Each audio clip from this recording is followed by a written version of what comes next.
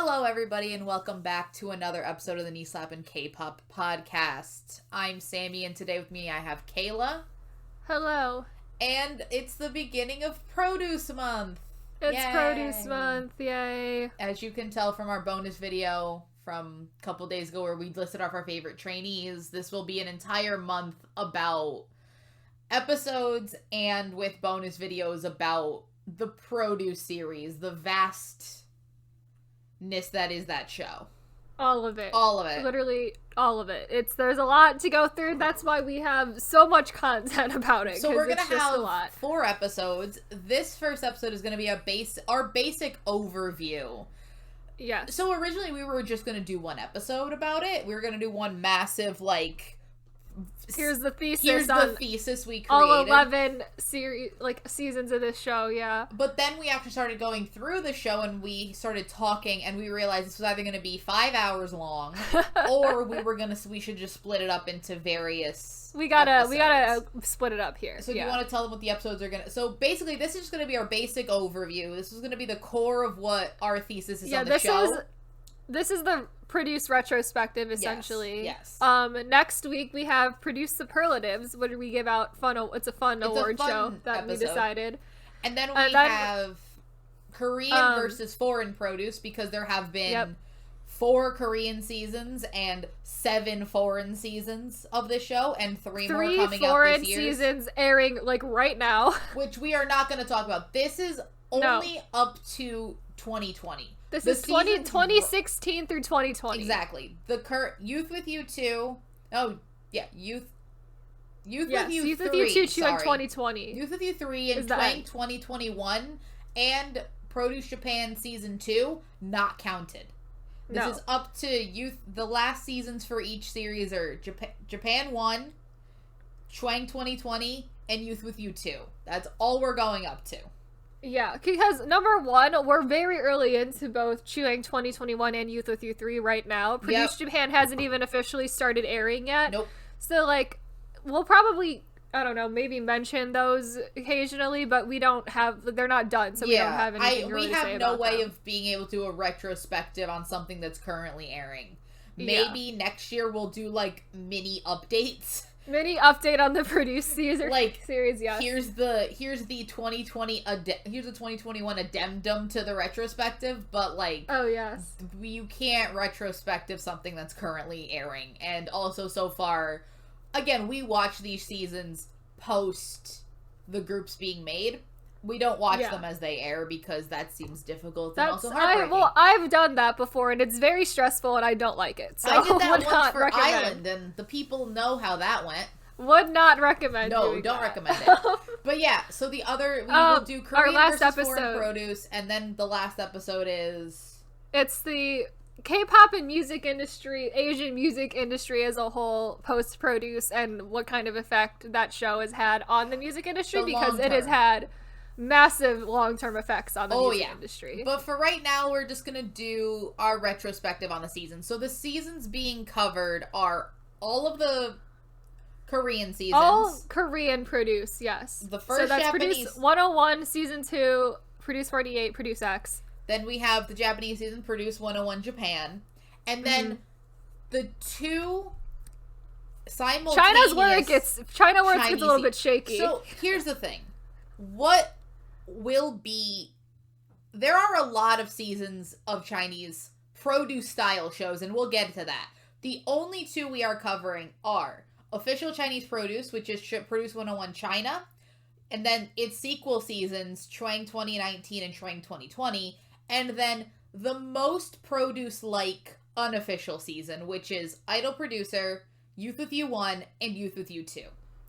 That's it. I think the big reason we decided that series counts as Produce 101, it was the first Chinese version of Produce. That aired before official Produce China. Mm-hmm. Got sued for 80-something% plagiarism of Produce 101. And it also has various people that were on official Produce seasons. And it is so similar to Produce 101. The Idol Producer is essentially just Produce, and then the structure of Youth with You 1 and 2 essentially mirror what Chuang 2019 and Chuang 2020 were doing. They so sort of it is feed off essentially of the same those show. Two, yeah. And honestly, that's really the only show that continued on. Most of the other spin-offs of all of these shows only had one season. And honestly, when you look online, Youth with You 3 and Chuang 2021 are both getting about the same amount of coverage. These are both two extremely popular shows.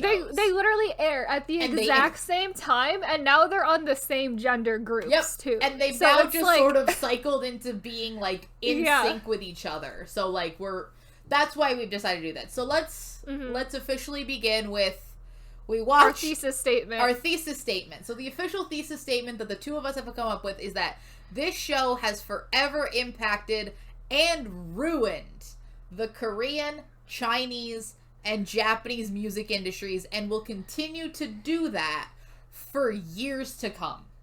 That sounds like a bold statement.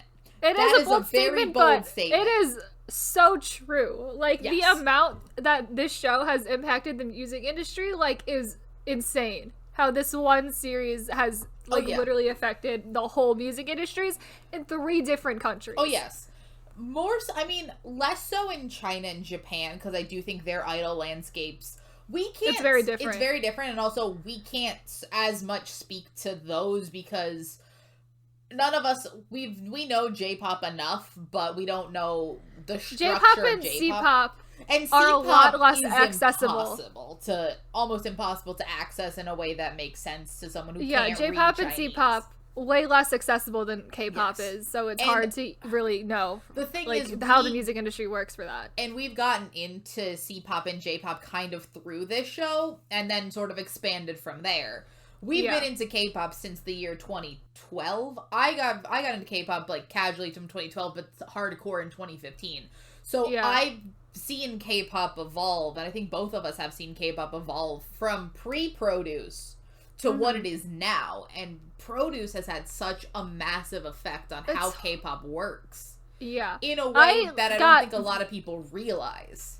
I got very into K-pop in 2016 while Produce Season 1 was airing, and so I haven't even really been, like, really into K-pop in a pre-Produce world. Like, that's a weird thing to think about, too, is that this show has just been, like, constantly there in a way. Yeah, I remember them announcing Produce, and like I wasn't particularly a big fan of those type of shows. Like I have always had up until last year had the idea that I don't watch those shows until after the group is made. Like I've watched a lot of idol making shows. Like I've watched Mix and Match, Win, and a bunch of other ones. Yeah. But only after the groups debuted. I didn't watch Win until after Icon debuted. Yeah, same. So I didn't watch either of those until after Icon and Winner were both debuted. Like, doesn't matter with Winner. I only watched it after Icon debuted, which was years later. But, like, Produce in and of itself has just been this, like, massive presence where, like, I was sort of into K-pop in 2015, which was right before Produce, and I saw a little bit of how it worked. And then Produce happens, and it's just like, it's like a switch flipped, and that show becomes a focal point for years. And it's like, the 4 years it was on in Korea is, I think, really just like, it was like a massively affected the entire industry then, and now we're still getting after effects of like what that series has done, even though it's not airing in Korea anymore. I mean, just by its spin-off shows, like you look at, we have a list of the spin-offs, like Mix 9, The Unit. Even though both of those were failures, those are both a direct result of Produce 101. They were trying, and they weren't even a direct result of Produce. They were almost a direct result of one storyline of New Produce. New West literally caused those two shows to come into existence. Like, they weren't even, like, there are spin-offs of not just, like, trying to do the same thing as the show, but trying to do one storyline that the show included in its long, like, 12 episode, 12? Korean seasons they're 12, Koreans are 12, yeah. Then you had also, like, you even had, like, stuff like, I personally think that, like, Idol School and, what is the, Boys 24... bunch of those are also Produce spin-offs. To be top class, like, to be top class, like, really, it's just, taking, because before Produce, what you had were companies making a show to make their next group. The closest thing I can think of to current, I don't want to go all the way back to Big Bang, but Big Bang had it. The most current one I can think of is probably Stray Kids. Like, Stray Kid, that is sort of the stereotypical, like, JYP takes their trainees and makes a show for their trainees to make the group that they want to make. And that type of thing has existed way forever. Before Produce, because like VIX was made through that, Monster X was made on that, Twice was made through that, like SF9 Pentagon, like all of that existed way before Produce was even a thing. But never had until Produce had you had a show where it's all of this different trainees from different companies, from no companies, from all of this different style, where they're coming together to make essentially a super group. Yeah. The best of different companies. And Produce is really what introduced the whole concept of a temporary group, because having a temporary group did not exist before the Produce series came into existence. Oh, yeah. And also, it also allowed for the public to have far more ability to make a group. Even though we come to find out later they actually had no power. We'll get to that. But, in theory, this is the people making their perfect group. And we'll get to the problems with that later. But what you see, I think that a few of the shows, I think, had public voting. But I think, like, to the extent of, I think, Win had that you could vote for Team A or Team B, which are essentially the company making two groups, and you picked which group better. So the company still had full control over the members of the groups. Yeah, I think Twice had public voting, but JYP just kind of did whatever he wanted anyway. So yeah, I think overall, like, the company, there was still this understanding that the company at the end of the day got to do whatever they wanted. Yeah. And they sort of let the public vote a little bit. But for the most part, a lot of these shows, I remember, like, Monster X did this, and I think VIX and the Big Bang one were all the same, where it's like, there is no public voting, you're just watching this competition show, and the company and then picks what they want. That's how we're introducing our group, essentially. Essentially, it's more of an introduction, which a lot of groups have introductions. I remember, like, they're more similar to, like, a lot of groups will do now, that pre-debut reality show. Yeah. Less of a competition to make the group, but, like, this like, just fun stuff. I know 17 did something like that, and it just Golden Child more of an introduction. Yeah. As opposed to, like, a full competition where people are supposed to be eliminated, I guess, kind of. It's often really weird how scripted these shows are. Like, I know a lot of people view them as very scripted. Like, for example, with Stray Kids, when they got rid of two people, a friend of mine was watching it, and I told her, they were bringing them back. Relax. I'm gonna bet you right now, both of them are coming back. They're both coming back. And I think that's sort of, there's that explicit understanding that those shows are fake. Yeah. I'm not saying fake in that Stray Kids are all acting. Don't get me wrong. People don't misconstrue that. But there's added drama. There's added drama to it. JYP knows that the group is going to be a full group. The members might not. This might be 100% real for them. The JYP, on the other hand, knows what he's doing.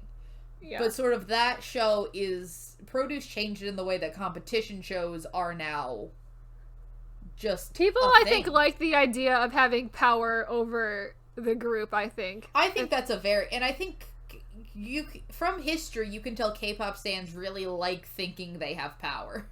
Oh, yeah. Over idol lives.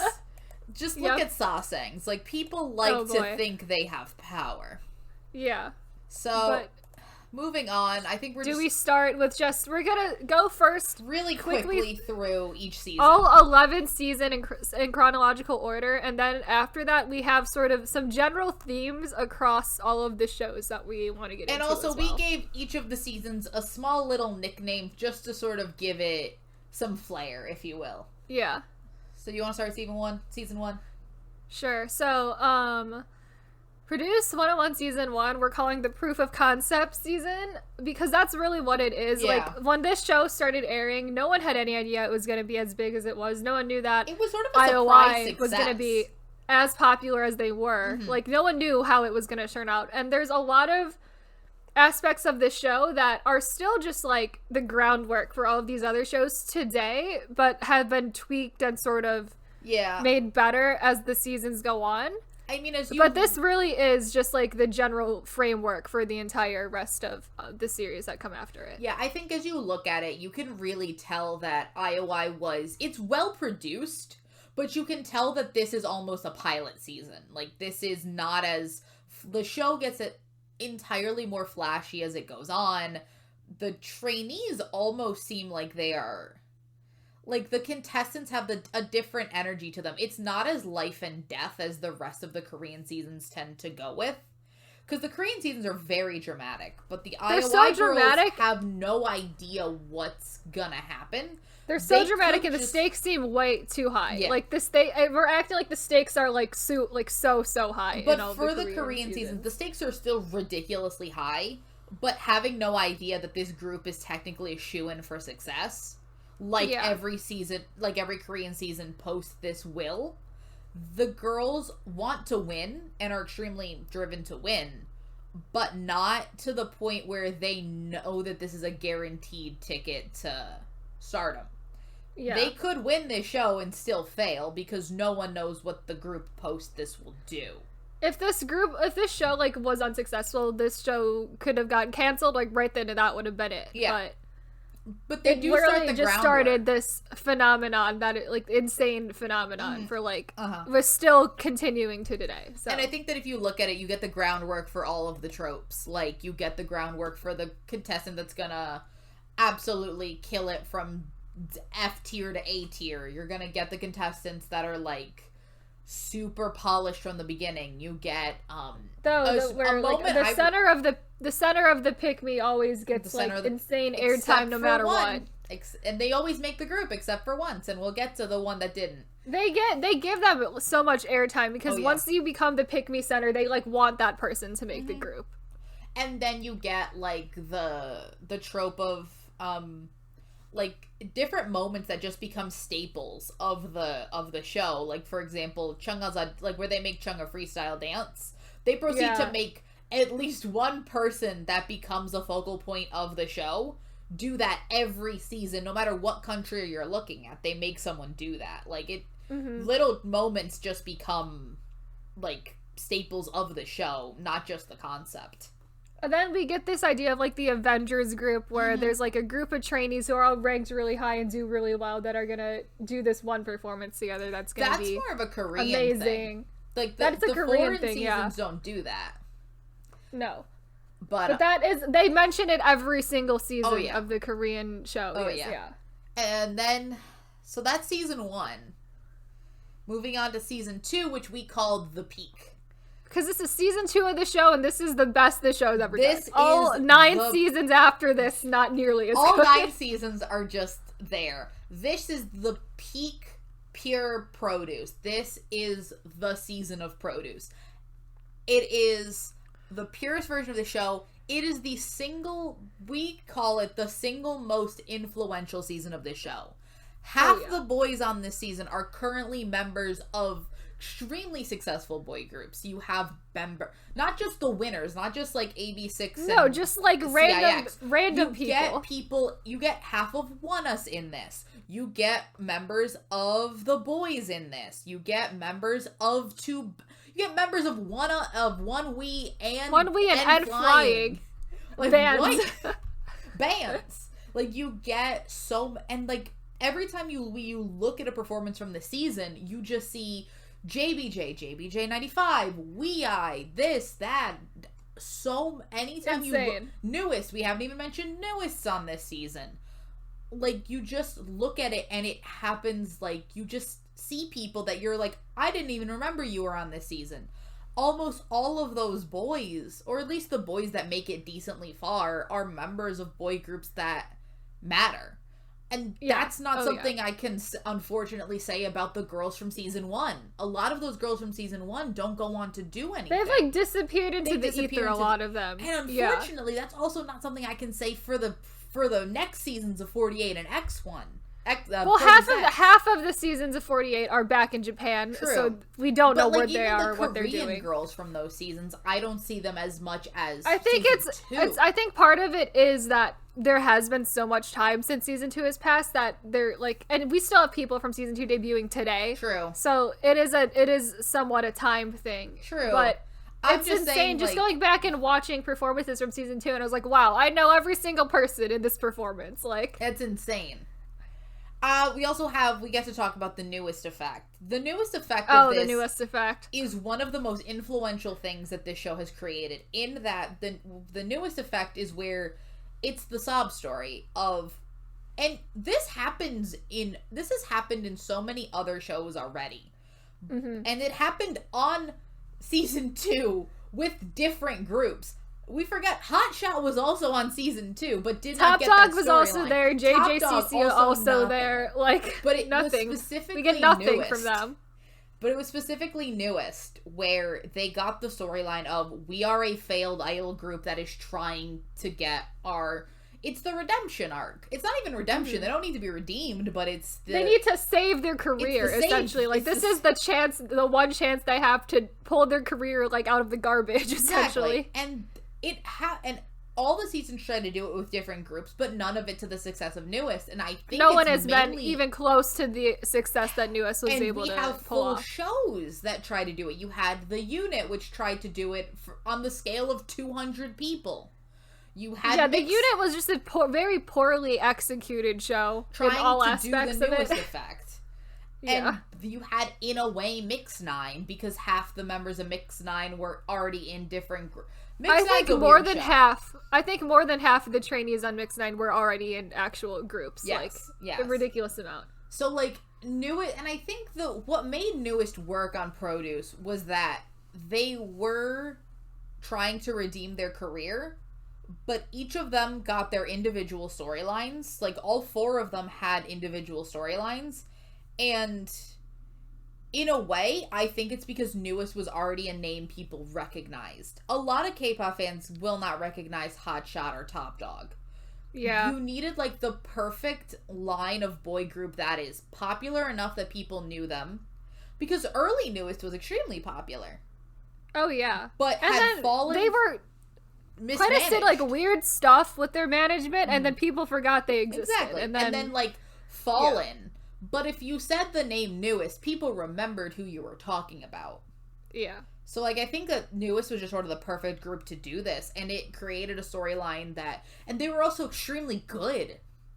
All of them had extremely memorable performances, and yes, that's because they were debut idols. Good. Like, they got good performances because they were good idols. They're talented boys. Like, there's no reason that Newest was not popular except for mismanagement. Mm-hmm. And... the other thing that aided with that is that it worked. Newest is extremely popular now. They've set out to do this redemption storyline for Newest, and it worked. And now they're way up there in, like, boy group rankings, like, all the time. It's like New SW before Minhyun was out on 101. It's still incredibly popular, and they've still managed to hold on to essentially the same amount of popularity even right now. Exactly. And I think it's been insane. And I think that generally, Newest just worked extremely well in that storyline, and it added something different to the season. And it's almost like the gimmicks that they would later introduce, but it's not a gimmick, it's more of a storyline.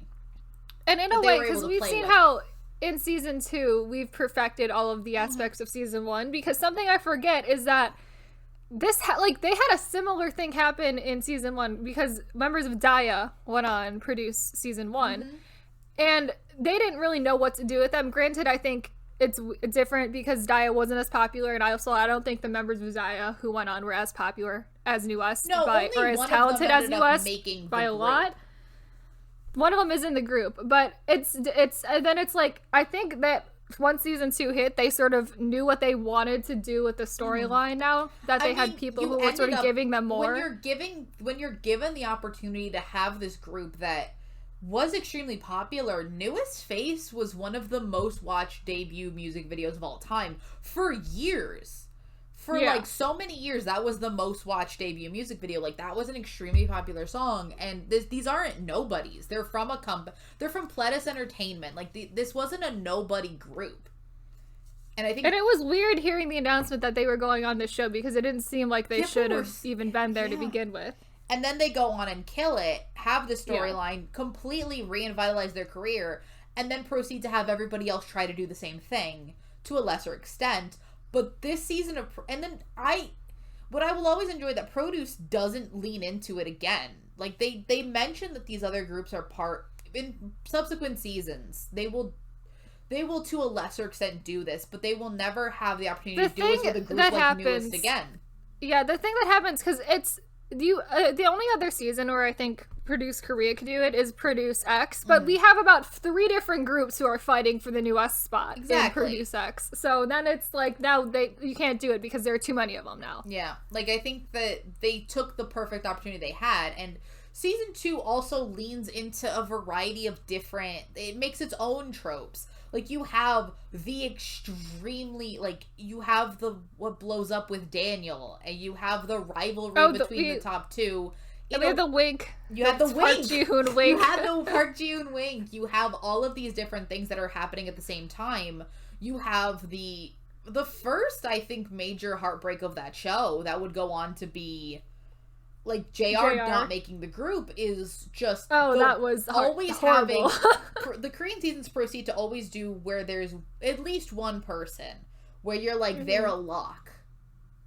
And then they're not a lock. They don't make the group. And granted, the next 2 seasons of Korean Produce are gonna be because of voting manipulation. I'm not entirely... And this season was also voting manipulated. You can't convince me otherwise. It's just... It was. It's like, it was. It was. And you look at it and you can tell that it is. But you also have the fun rivalry of the top 2 that I don't think Korean Produce ever gets to that rivalry again with Park Ji-hoon and Kang Daniel. Like, that rivalry is always just it's not even really a rivalry. It's more of not really. It's not. It's just but kind it's of just there. They're kind of both at the top, and you have these top 2s that are, like, equally as iconic as each other. One of them ends up coming out on top for reasons.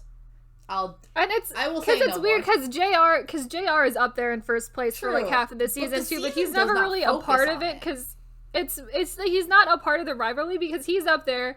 Because he's a great leader and he's, like, beloved as a great leader. It's like it's like a different... He's there for, like, different reasons that Ji-hoon and Daniel are. So that is the first 2 seasons of Korean Produce. Then Produce gets a spinoff. Yeah, so that's when we get Idol Producer, which we have nicknamed the wildest season, as you might have guessed. Because we had a whole episode on it already. Watch that episode to really get into We've the talked specifics. Very in-depth about this season already. So it might be one of our favorite seasons. It's up there as our favorite season. It's a wild season. You'll see our we rank the seasons on our superlatives episode, but this is up there. So this is the first time we get a produced show in China. And this is the knockoff version of Produce, which got sued for 80% plagiarism. This is the first time that Produce is being seen as so influential that they're willing to just essentially take the concept and bring it to China and have nothing to do with Mnet. Let's plagiarize the concept, bring it to China, see how it does there. At the same time that this is... I think this aired before Official Produce, but at the same time that this is airing, they're working on Official Produce at the same time. Yeah. So there was plans already to bring Produce to China before this. This just got on the ball a lot faster. It got on the ball faster because they didn't go through all of the official licensing of this show. And this is sort of also where you start to see Produce change. China does this thing where it will change Produce to fit its needs. So this season in particular of Idol Producer, it still very much feels like Produce, the format, because everything about the format is essentially the same. It's once we get into Youth With You 1, which is the second season of this version of Produce, that we get very drastic changes in the format. But what I will say, and this is the major change I see between Chinese, and we'll get more into it in the episode where we talk specifically about changes, Chinese seasons focus a lot more on the mentors. The mentors become characters in themselves, and the Chinese seasons will actually have a variety of, especially Idol Producer, have, like, stages with the mentors. That's the main difference there between the beginning of Chinese produce, is that they focus on the mentors and the mentors' relationship with the trainees. Yeah. And I think the mentors is in a way it was a way to draw people into the show as well. Because you have very big names, like you have Lei as the host of the show. Yeah. And an extremely integral part of that show. And on this season we had Jackson and Cheng Zhao, who at the time was still pretty big in China, and then Pinky, who was on Produce season 1. Yeah. So they're I think specifically trying to get the mentors as a way to try to maybe entice people to give it a shot, because this was the first season of it too. And I think that this show in and of itself is just sort of take the idea of produce and just try to do it in Chinese. And that's because the rest of the seasons do their own thing, but just essentially take season 2 and make it Chinese. Yeah. And that's Idol what Producer you will see. And that's what you will see a lot with the impact of season 2. Every foreign male season has an equivalent for season 2. Yes, it's kind of equivalent for season 2. Youth With You 1 is different because that's an evolution of Idol Producer. Yeah. When you start to get to sequel male seasons, they change. But like once we get to calling the show Youth With You, it is a different show at that point. Yeah. But like the first male season of this, and even Japan, are just take season 2 and just tweak them a little bit to fit the country that you're in, and that's it. That's what it is in its purest form. That's why we called season 2 the peak. Mm-hmm. So then we go to official Chinese produce. So Produce 101. No, Produce China 101, sorry. That's the official name. And we called this the entitled season. This is easily the worst season of the show that I've watched. I do not enjoy it at all. In terms of performances, not the worst. They're actually... There's worse performances for that. There's seasons with less interesting trainees. There's seasons with actively worse trainees. However, this season has some of the most entitled, and also the girls are made... I don't want to call them extremely unlikable because I don't know them. They're made to look extremely unlikable. The way they edit this season is so weird, the choices they're making, because it's like it's like it's specifically editing them to be unlikable too, which is weird. You can see Mnet does a similar thing with some trainees. Some trainees in Mnet are edited everybody. Badly. We're editing everybody that way this season. I think they're and we also say, like, this is trying to replicate a Korean female season, because the Korean female seasons also tried to add this level of, like, catty drama. Like, pettiness to it, like, try to make it look like the girls are some girls are extremely mean. And the thing is, this is doing it to everyone, which is a bad idea. And also, it doesn't work. Yeah. Because you're doing something extremely... I think that there's a difference in culture. This is official Korean produce, so I don't know how much Korean influence there was on like the editing and all of that, because it is still Mnet. And and mostly CJ, E&M. CJ, yeah. So like, who knows what their influence was on that? But like, and in a way, Idol Producer is it's closer to Korean produce than this show is, because this season does start making a lot of weird format changes in it right off the bat too. The other thing with it is also, this is the only season where the center does not make the group. Yeah. Idol, Chwang, the next seasons of this season, like Chwang 2019, Chwang 2020, don't necessarily really have a center of their pick-me, because they don't have pick-me's. Mm-hmm. We'll get to what they have later, but they don't have pick-me, so they don't count. But every subsequent season of Youth With You does have a center as well. And Japan does as well, and this is the only season where this pick-me center does not make the group. And like, you could tell they were trying really hard to get this girl to make the group. She got so much screen time, And she's also not fun. And she barely didn't make it, but she's still only pick-me center to not make it into the group. I just think that this show, there's a really famous scene of Tao yelling at the trainees. And it does... conceptually it does sound harsh, but when you actually watch it, Tao, former member of EXO, hosts this season. again, China bringing in extremely popular hosts. Korea does the same thing, but I don't think the hosts are as much a part of the show as in China, where they are in every episode doing everything. Where for these trainees, essentially. Oh, yeah. They're constantly there. And there is this famous scene of Tao yelling at them because they're being extremely unprofessional and also what happens is they're doing one of those like running relay things to pick their song for the round. And then in the middle of it, a girl falls down, and people are just continuing to not do it without caring about her at all. Almost essentially trampling this girl, because they essentially just try to... Because, like, this is a crowd of, I think, a good 10 to 12 girls. Like, it's a surprising number of people just running. Oh, yeah. Like, and the only people who care about her are, like, her own actual teammates, and no one else cares at all. No. And Tao gets extreme, and then they proceed to also be, like, they're very unprofessional, they continue to talk, they continue to like, make filming much more difficult. Yeah. And he just tells them the reality of, like, you're trying to be an idol, like, you have to be, and you can tell a lot of it, Tao has a lot of emotional baggage from EXO as well. Oh, yeah. The emotional baggage from EXO comes out in full force. I think what we've learned from this show is that SM has tortured these boys to the point where they don't, like, there's a lot of emotional baggage of being an idol with these trainees. Yeah. But what you can see is that, like, that's one of the things that you see of them editing these girls to be extremely unlikable. They did not need to keep that in. This is not a part of the show that we need. That doesn't need to be in the show, yeah. Because they essentially have to redo it. So they could just take the redo. They did have to redo it, and...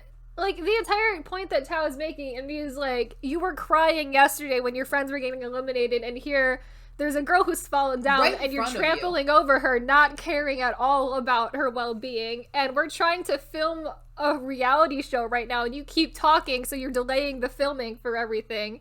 And it's just like, he's going off about just the absolute disrespect that everyone has had towards the show. And there's also a girl on this show constantly talks back to the judges and questions the decisions that the judges are making. Like, in Produce China 101, they have a thing where they limit the S class to 9 people. Yes. It's however many members the group is. That is the first time you limit China will continue to do this on various seasons.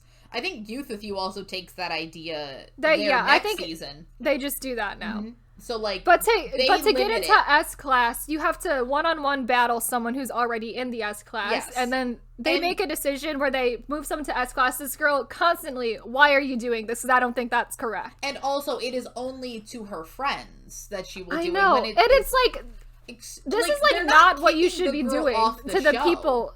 To the judges of this show. This is not the way you should be speaking to them. Not just that, but also, like, it's not even that they're kicking this girl off the show. They're just moving her to a lower To B class. Like, yeah. It's so odd. And also... It's so weird. Again, they proceed to do this...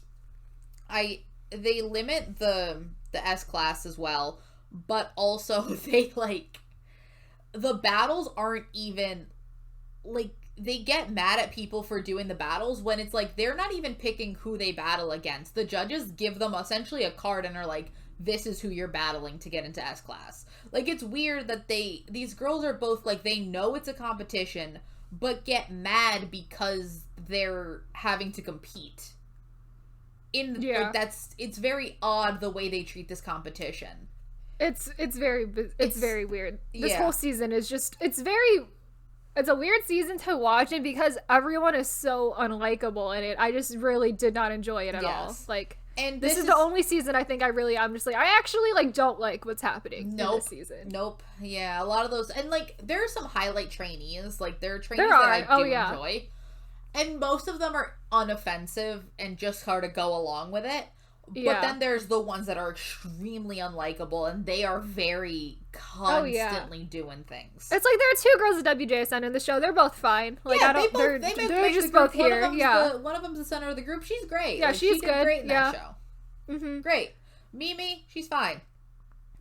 Oh, the girl from Gank Your Heart. She's great. Yami's great. Yeah. They're great. Mm-hmm. Yeah, the girl from Gank Your Heart was that season. Damn. Mm-hmm. And also, highlight, Wang Yibo is a judge on this season. Wang Yibo also on this season. I have to mention that because this is the first time a member of Unique will be on one of these seasons, and not the last. Not the last at all. Not the last. Oh, I guess if we count the song that Woods produced for Idol Producer, that's like Woods, we get a little bit of Woods in there. Yeah, Woods produced It's Okay for Idol Producer, so great for him. So then we get to the next. So we're back to Korea. Produce 48, which is the next Korean season. And this is where Korea, and I think generally, is we get the start of the gimmicks for just the rest for Korea, and then the rest of the seasons to come after this. Yep. Because now that we've done both the regular produced format with just male and female seasons, well, now the production thinks, so now people are bored of that, so we got to do something fun and interesting this time. So, and so let's bring in AKB48. Now, the fun thing with that is that AKB, AKB also exists in China. So this is not the first time that AKB has been a part of the 48 series, and will not be the last. Every female season of the show, AKB has sent they will be there. People. They will be there, for sure. Even in concurrent seasons where they're like doing, like last year with Twang 2020 and Youth with You 2. They take like, what is it? The Hong Kong one. The Seven Senses group, they split them in half. They send half of them to Youth with You 2 and half they also send official. Oh, it's not AKB. AKB girls. They send different members of official AKB to different seasons. Yeah, because they have AKB48 China, and then there's that other one that's a different abbreviation of letters. That's like the same thing, but it's different. AKB just sort of does this, and a bunch of companies in China will do this where they will send different trainees to different shows. Most of Yehua Entertainment has sent a trainee to every season of Chinese produce and Korean produce as well. Oh yeah, Yehua Entertainment all over this series. So like you'll just see like if you watch enough of the show, which again I will say, don't recommend doing what we did. Don't watch 11 seasons of the show. It's not worth it. But we watched 11 seasons of the show within like a month too. I also don't recommend that in particular. Highly don't Bad recommend idea. That. But if you you will just see repeating companies sending them to every season, and in China it's not really an issue. They just do send it to different shows. It doesn't matter. Oh yeah. But yeah. So Produce 48 is, I guess, because Korea does not have an official 48, and knock on wood, they will never have an official 48. Oh my god, let's hope they don't get there. I pray.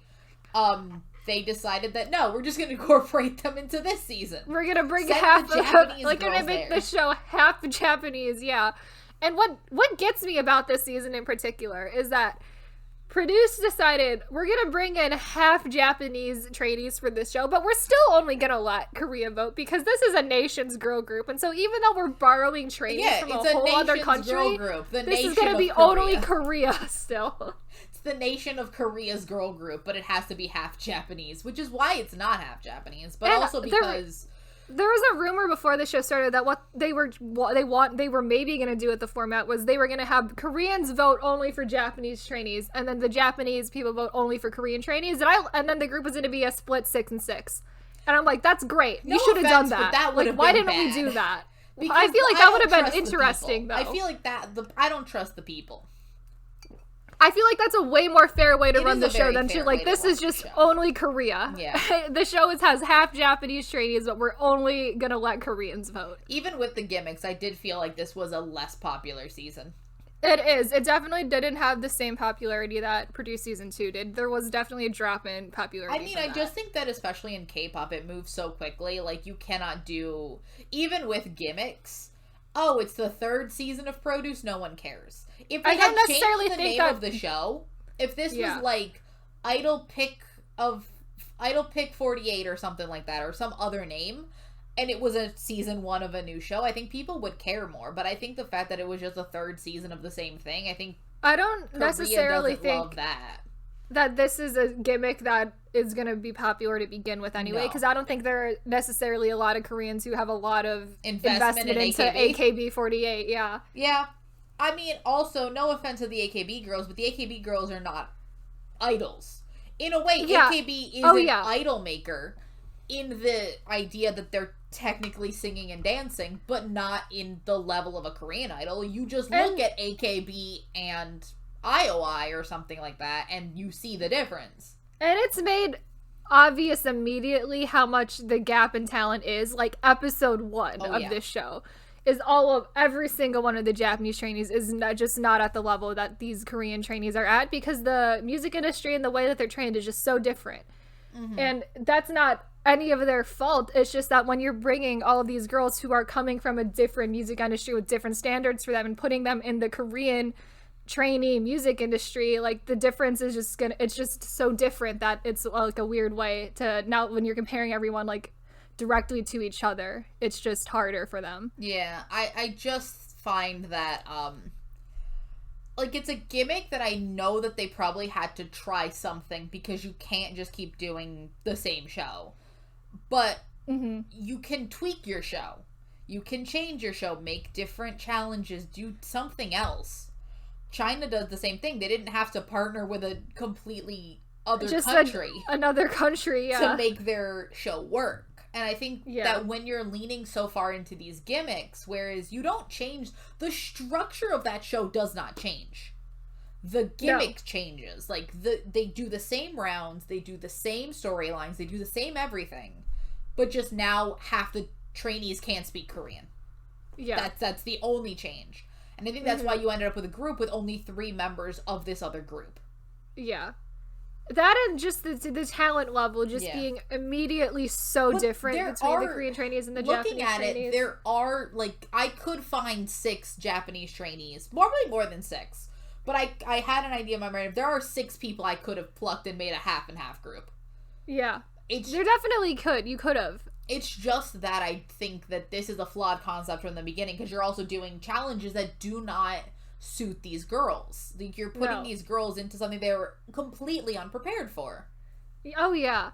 And it's like, because they're all used to it, because the way they do stuff is they're very much centered on sort of connecting with the fans one-on-one, and that's sort of the only thing that they're taught is, like, if you have the ability to sort of, like, connect with fans and be very personable with them, like, that's, I think, what is being prioritized over just, like, the singing and dancing skill and, like, that idol industry too. So, but there's, like, nothing in this show that even translates to that for them, so it's harder. Yeah.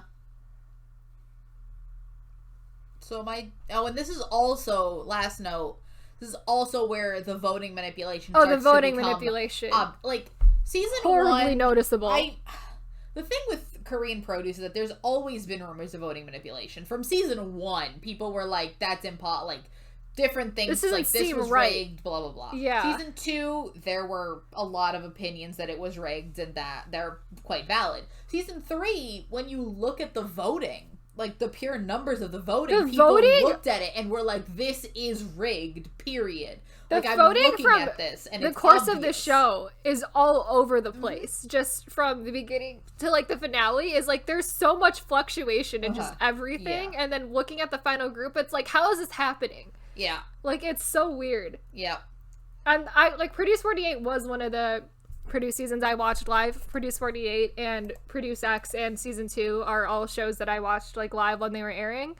And I remember 48 in particular, and I'm like, this is just weird. Like, who are these people randomly now in first place? Yeah. And then looking at the final group, I'm like, this seems weird. Like, it was very obvious. Like, I think more obvious in season 2, for sure, in that show. We'll get to the specifics of the voting manipulation later, but Korean seasons got very cocky very quickly on their voting manipulation.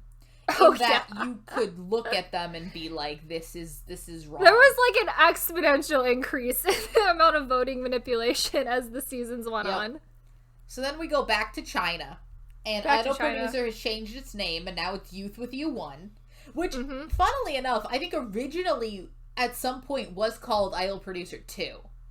I do remember it being called Idol Producer 2. It was, because a lot of performances on YouTube are under Idol Producer 2. I don't know when it changed to be Youth with You 1. Like, mid-show, it was like, now we're Youth with You 1. Yes, like, okay. And whenever you look up the show, it's now under Youth with You 1, but I do remember as it aired, it was called Idol Producer 2. Which is insane that they just changed the name of the show in the middle of the show. Now we're a different show. Yep. So we called it the boring season because it's boring. It's very boring. It's not bad. It's not bad. Unlike, say, the peak of Produce season 2 or Produce China 101, which is bad. This is just boring. Like, it's just very boring. Like, far less of the original format. The format is starting to evolve and change, but I don't know if they fully understood what they wanted it to be. Because now I think they're trying to make it more their own show. They're trying to go farther away from produce, but they have no idea what they want the show to be yet, so they're throwing gimmicks at the wall at, like, every turn this season. So the thing that this show did was it did pre-ranking. So it essentially had the public vote on these trainees, having never actually seen them perform. Yeah. And, like, they actually split up. If you're in the same company, usually you sit together. Yeah. They split them up. The show doesn't actually even show them walking in. Unlike, that's actually the first season, I think, that doesn't show trainees walking in. It starts and they're all seated in the order that they're going to be in. And we were very confused because we're like, there's not 100 people here. Like, this is like there's not 100 people here. Like, we watched this all in this year, so we have not been in a crowd in a year at this point. Oh, yeah. So I'm like, Kayla, do I just not know what 100 people looks like anymore? Like, have I been in quarantine for that long that I don't know what 100 people looks like in a crowd? We had to take a screenshot, then count them. We're like, this is not 100 Like, we did people. a guesstimate of which just be like, pause, and we're like, this is a like, row where of, are like, they? It's a row of 20, but there's only, like, 3 rows of 20. Like, that, like, there's, like, 2 rows of 20. There's only, like, 40 people. Like, what's going on? Yeah. Turns out, the bottom-ranked trainees are sitting in an unheated glass box outside. Mind you, this is the show's terminology, unheated glass box. Which is now just something we have adopted into our own vocabulary. Yes, unheated glass box. Unheated glass box. Mm-hmm. Which is, so they will just separate them outside and inside. And they do pre-ranking. They do the gimmick that, so in this season, when they do everyone does a performance, they all get the grade. This is actually not it is not in this season that Youth With You limits the amount of people in A class, because no one makes it into A class. They just don't have an A class. They just don't give anybody an A.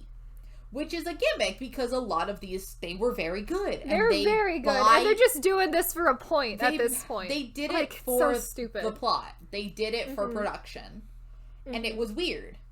Also, another member, Unique, makes this group, so again, more Unique. He's the center of this show. He's the center of this show. Like, it's great. Like, this... Also, we've talked about Lay on Idol Producer. Lay is also the host of this show. He is on a power trip this entire show. He becomes a monster on this season. He's yelling at them to go on different shows. He is given way too much power in this season, where he is allowed to, right before they shoot the pick me, he is allowed to just move people between classes. Yep, like, he's allowed to bring people up, move people around as he sees fit, without, like, no one else's input. It's odd how much power they give him. Yeah, he's yelling at people who say they want to be rappers to go to Rap of China and stop wasting their time on this show. It's like, he's so weird in this season.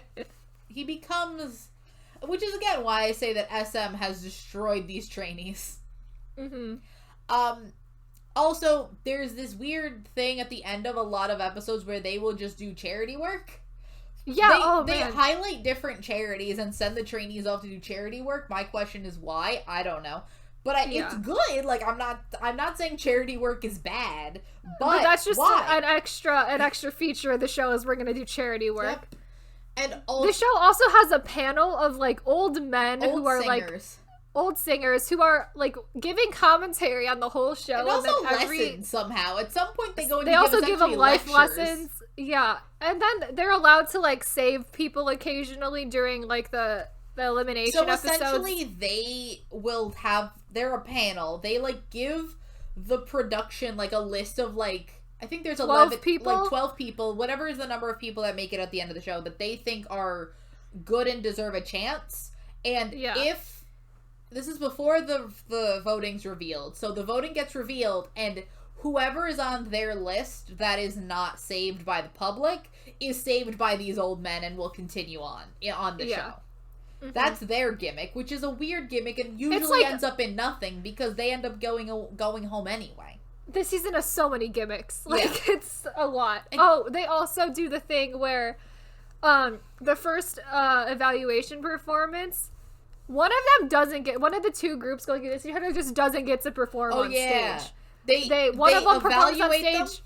Yeah. And then they pick whichever one does the best. And the one that does the best gets to go on the actual stage, and the other one essentially has to use the like practice a dance practice. version. Yeah. Yeah. Their practice version is the one the public gets to vote for, which is weird.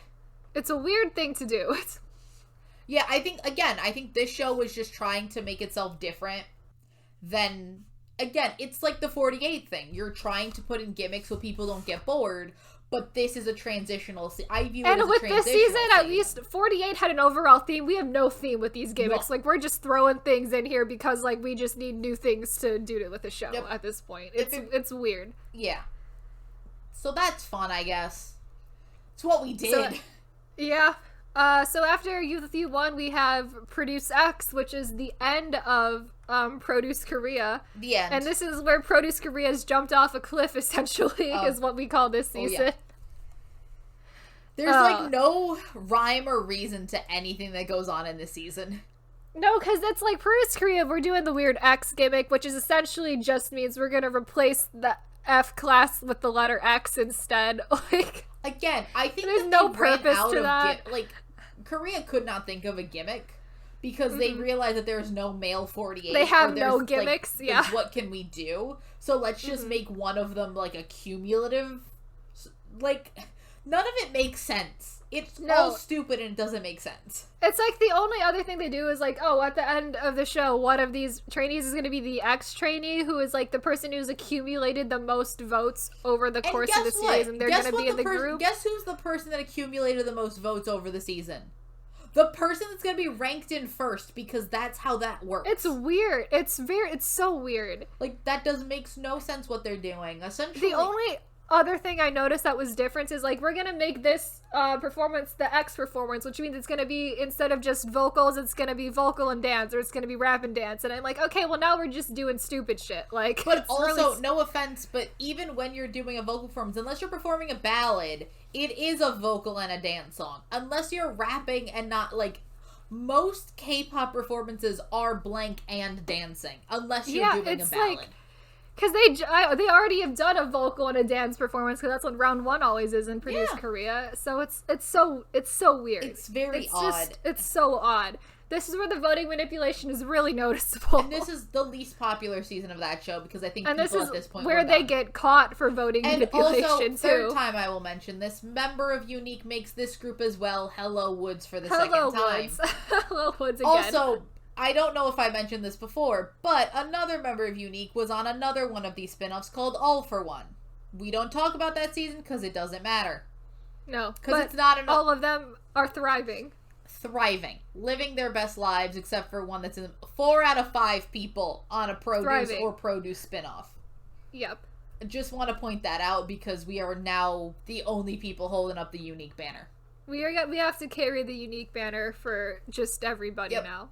No, but I just think people at this point look at this season. The voting like, you can tell from the beginning, the voting manipulation is, like, when people feel like they're being lied to, they stop caring. Like, anybody that actually was invested in this as a show of, like, oh, let's actually make a good group, views the voting manipulation as, like, why do I care? I'll just wait for the group to be made and care then, because the production's making it anyway.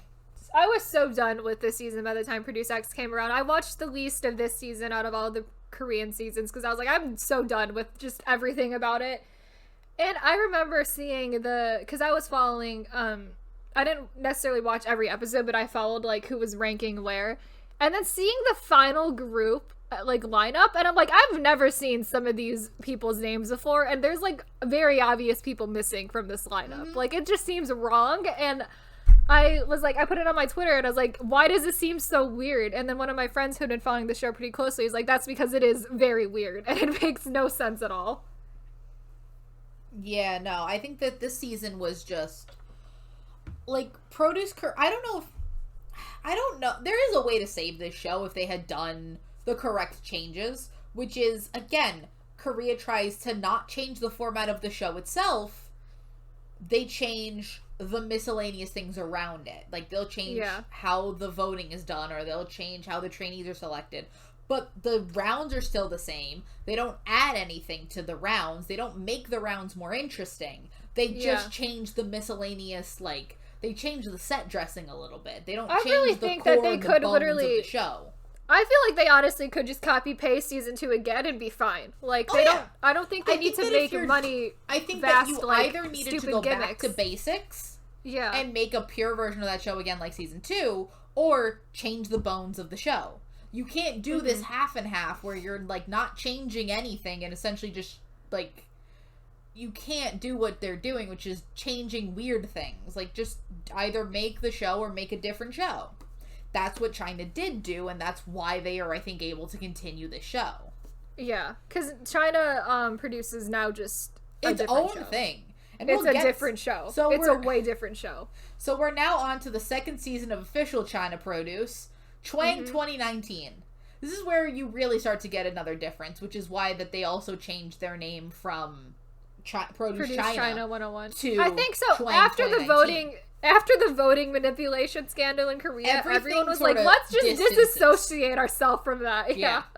So Chwang 2019 we called the boot camp season because they essentially make these boys go to boot camp. They send them to boot camp. So in this season, they've now decided that no, you are not going to get your luggage. You're going to get one duffel bag that you have to fit as much of your luggage into as possible. And 2, we're going to live in one dorm with like 50 bunk beds in it. Which just looks so sad. It's so sad because they're in boot camp essentially now. They're in boot camp. They take their phones, which I think that Produce Korea also did, but this they make it a point that it's because they're in boot camp, and in Korea they did it secretly. Because it's just a part of the show. They just did it's not just a rule tell they the people. have, Also, funnily enough, that it is in these seasons that they make it a point to show that they are feeding the trainees. Yeah, it is starting from this point, from the voting manipulation in Korea, and also all those horror stories coming out about that and Idol School. Where they keep saying that, hey, we are fed by grade, and so people in F class don't get food.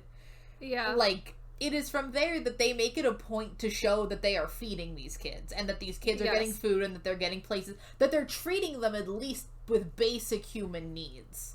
Oh, yeah. So, this is also a pretty boring season. This is even more boring than Youth with You 1. True. Like, I don't care about a single person on this season. Like, again, I think that this season it's very similar to Youth with You 1, where I think it's a transitional season of we want to make it a different show, but we don't know what to do. Like, how do we what do we do to make it a different show? Yeah. And so it's trying to do these different things, but at its core, it's still very similar to a Produce. It is. It makes less changes than Youth with You 1. It does throw in gimmicks, but it's not to the extent that Youth with You 1 are throwing in the gimmicks. Yeah. The main thing is the boot camp. Yeah, it does throw in some gimmicks, but it doesn't change the show as drastically as Youth with You 1 did. The rounds are still very similar. They don't put anybody in an unheated glass box. No. But, yeah, it's just really boring. Also, this is the first scene that doesn't have a pick-me. It has a weird music intro video song that kind of looks like a yogurt commercial. Because I think it is a yogurt commercial. Because what you will also find is that all the Chinese seasons are sponsored by one yogurt company.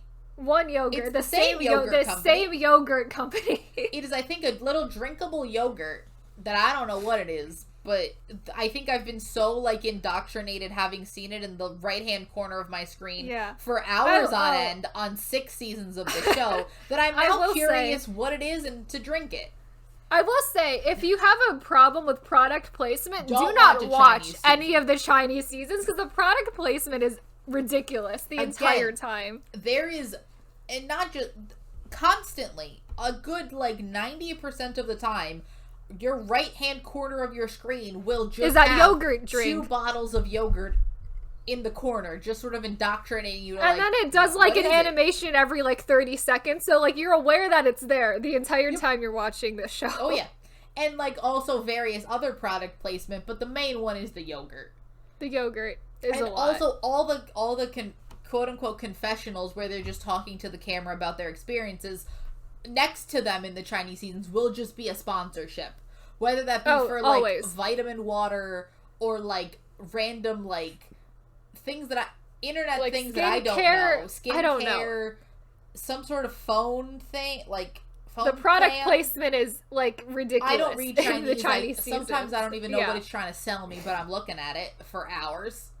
Oh yeah. But yeah, the Chinese seasons have a lot of product placement, and the fact that we have now just started talking about the product placement and not this season says all you need to know about trends. Because we spent about half the time watching the season trying to figure out what flavor the yogurt was. That's how boring the season was. One of them is grapefruit, and the other one I don't know. It looks like it just says water. We just think it's original flavor or whatever. It's original because it kind of. If anyone wants to tell us what flavor that blue yogurt drink is, please let us know. Please. Also, if it's not a yogurt drink, also please let us know that because that's just what we assumed it was. Somehow not because they're shown drinking it, and I'm just assuming it's yogurt. Maybe it's juice. Maybe it's flavored water. I don't know. I don't know what it is. I've been staring at it for so long. I still don't know what it is. I think it's yogurt because the female seasons look like it's some sort of like berry or sakura flavor, and I just assume that's better in a yogurt than it is in water. Yeah, I don't know. We don't know. Water. We don't speak Chinese. It could be milk. It could be flavored milk. It could be flavored milk. Like, who knows? But moving on to the next season, Kayla, take us away from this. So, after this, we have Produce Japan, which is the best, worst season, and also the back to basics seasons, because we adore this season a lot. I love it. Love it so everyone much. On this season. It's my favorite. This is my favorite season. This and Idol Producer, best season. We also have a full episode on Produce Japan, so if you're interested in Produce Japan, we'll go watch that, because we have full episode on it. We go into all in depth about all our boys. We love them. And again, we like when this show is back to basics. Like, our three of our favorite seasons of this show are season 2, are just Idol Producer, and Japan, which are the same season in different countries. Produce Japan is just season 2, but lower budget and in Japan. So no weird it's gimmicks, very basic. No gimmicks. I loved it. And it's also a permanent group. The only one of these shows that have a permanent group, because the Japan groups will always be permanent groups because of the way that works. These are not technically trainees. These are just kids off the street. These are just like kids that auditioned and got because it is a rule when you audition for the show that you cannot have an affiliation with the entertainment company. Yep. So that means they can have permanent groups, which is great because we love them. Into the state of. A lot of this has to do with the state of boy groups in Japan. We go into that a lot more in our full Produce Japan episode. But just know that there's a reason that it's very hard to make a girl version of this show. Oh, yeah. But a boy version continues to be possible. And we're going to get into that more in the Korean versus foreign produce episode, too. Yeah, well. But let's just say that's the state of the music industry. How to make a J-pop boy group is very different than a J-pop girl group. That's why there are so many more girl groups than boy groups in Japan. Yeah, or at least successful long-term idol groups. Yeah. Idol groups. But yeah, no, it's a wonderful season. It's heartwarming. It gives enough time for the trainees to be interesting. It gives enough storylines to trainees to be interesting. It does have the worst host and the worst judges out of all of the seasons. True, but I think it doesn't matter at all. Yeah, I think it makes because they're so unimportant to the overall season. It does not focus on them at all. The hosts are barely there. The judges don't. Hosts don't want to be there. Like, the judges are just kind of there, being there and trying to help them. They're all there to do a job, and that's they're there to do their job, and then they leave. A lot like the extremely early seasons of Korean Produce, where the hosts kind of had a separation from the trainees. Yeah. But the trainees themselves shine bright like a fucking diamond. Like, they're amazing. I love them. They're amazing. And they're the ones that really get the personality, as opposed to a lot of the Chinese seasons where, like, you have to balance these extremely popular hosts and give them screen time because a lot of people are watching for them. Oh, yeah. And also to the trainees, where, like, Idol Producer is able to manage that, but, like, especially as the seasons go on, sometimes the seasons don't manage that as well. So then we go on to Youth With You 2. Yep. Which we call Stage Name Disaster Season. Because the stage names on this season are a choice. You have Baby Monster. You have 91 hashtag. 91 hashtag is a lot. 91 hashtag might be my favorite. The fact that the hashtag is at the end, I think, is what really does it. Shaking. You have... There's Juicy. Juicy. Bunny. I know there's Bunny. Oh, there's more, and I'm just forgetting. There's a lot of girls who just have like old white woman stage names. Like there's a Shirley. There is a Shirley. Yeah. There is I do remember Shirley now. Yeah. Like, it's just choices are made here. But and also, the thing that gets me with the stage names, too, is they're not even listed really as stage names half the time. They're listed as English name. Yeah. And the thing that confuses me about it is, like, they didn't tell everyone to pick an English name because some of them are just going by their regular name. But the ones who did pick an English name are, like, so bizarre. It's so weird. Mm-hmm. Yeah, it is a choice, but this is actually where I think Youth With You starts to really understand what it is. Oh, Youth With You is... We'll compare Youth With You 2 and Chwang 2020 a lot because those two seasons are aired at the same time and are very similar. Youth With You 2 is the competition version of this show in China. It is the version of this show where there's an actual competition, people are actually trying to win in, again, as friendly a way as possible. Like, they're not out here, like, pulling the American reality show thing and backstabbing each other in the back as... Oh, yeah. But they're, like, actually competing. They all want to win, and they're all trying to win. They're treating it as a competition, similar to how some of the Korean trainees treated it. Like, they're having fun and making friendship and all that, but they are trying to win. Yeah. And also not as life and death as Korea, because Korea treated it as if, like, if you don't make this group, you're just your career is over. You're done. And they're like 15, like, it's fine. Oh yeah.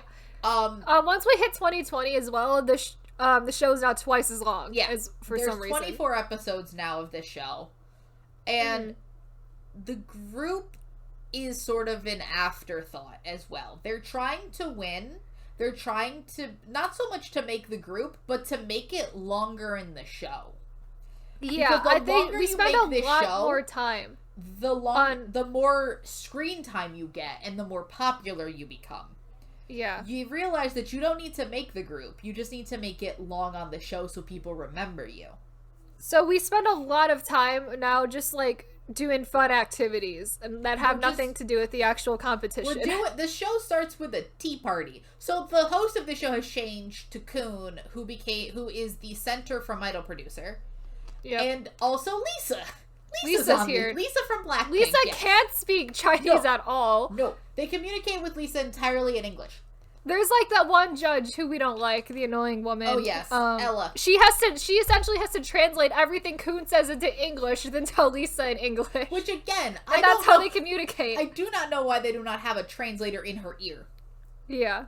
I don't understand why they did not give her a translator. That seems like an overthought. That seems like a very overthought, but Lisa's also in Youth With You 3. So, like, maybe they gave her a translator this season. Oh, also should mention, coronavirus in full swing when these two seasons were airing, so Lisa just disappears halfway through the show and is virtually a mentor. So, they continue, Youth With You, they continue to do the thing where they will just do performances with the judges.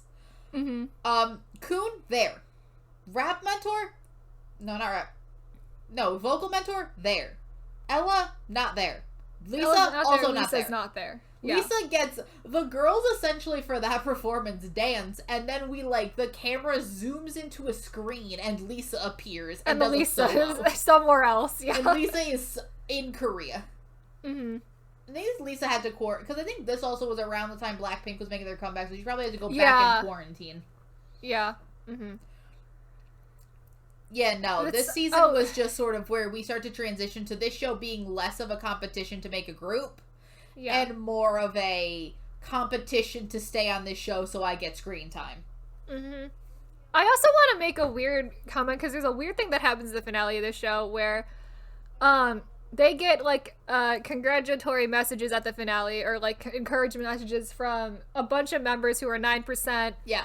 And then a bunch of members from U9. And also we get the Japanese members of IZ*ONE. And I'm like, so it's reason. And I was like, so are we acknowledging this is, like, an official produce series now? Like, what's happening? Like, I don't know. Like that was a weird thing to add. It'd be one thing if they did it for Chwang 2020, but this is specifically Youth With You too. The rip-off produce. And I'm like, now we have there's the 3 Japanese members of IZ*ONE also here, and I'm like, what? like, what's happening? But, like, I guess I was half expecting, is JO1 gonna be here too? Yeah, like, JO1's just like, good luck. Yeah. You're gonna be great, ladies.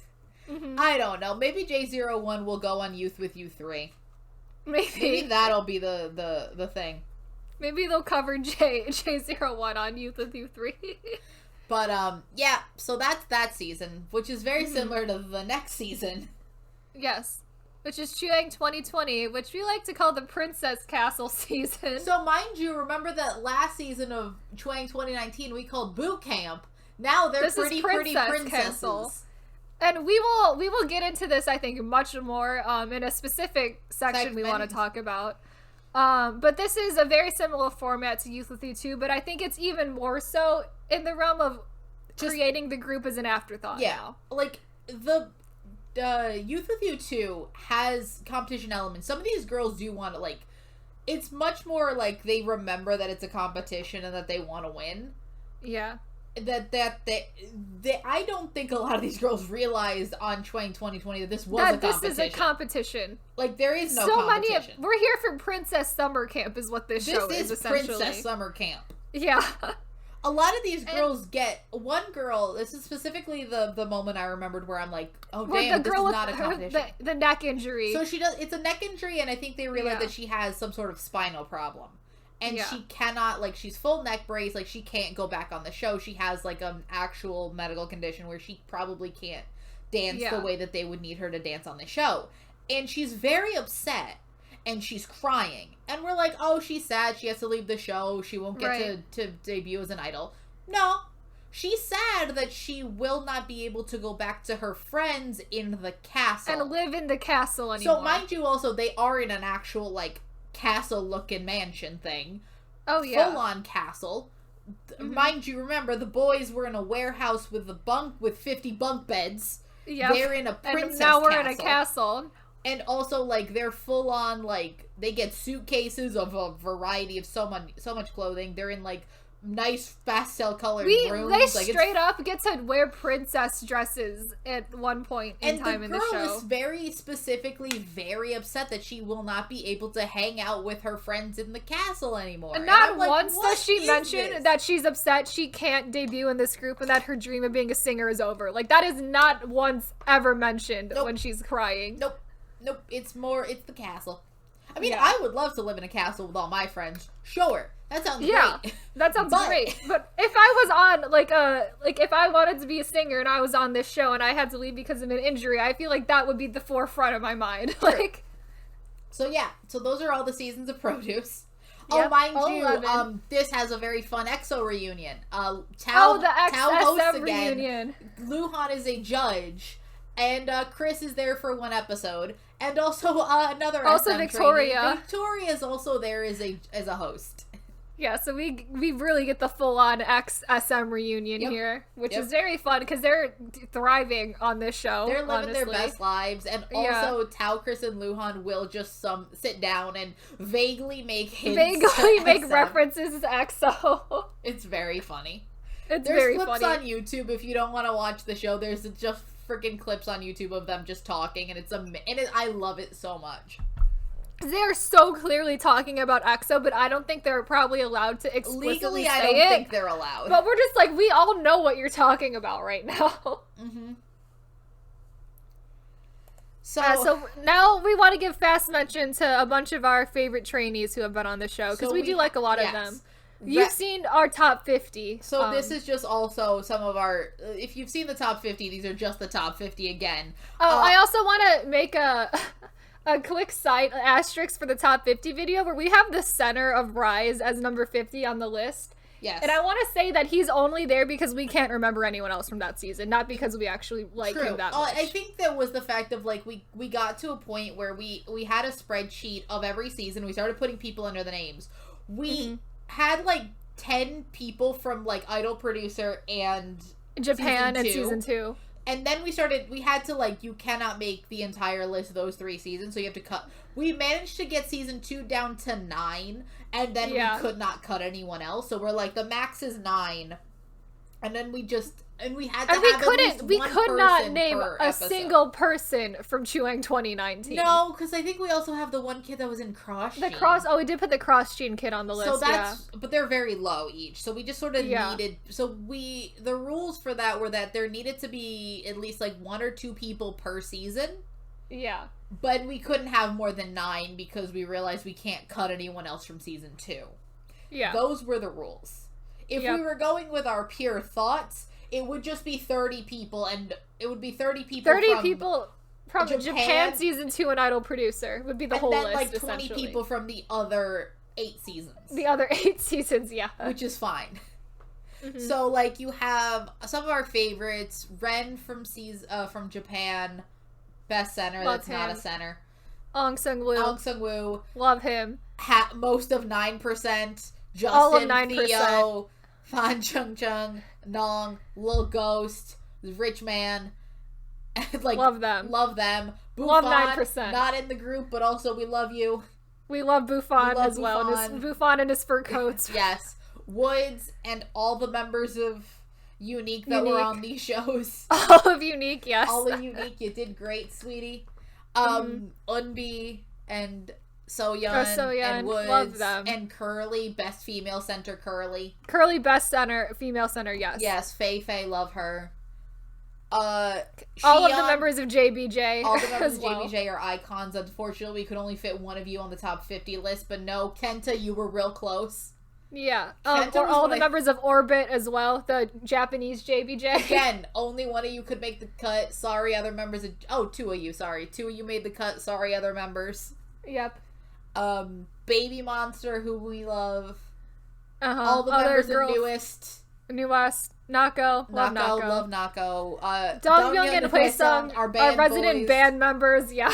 Our band boys, we love you. I also want to just give a shout out to One Us. You were also there. Hi.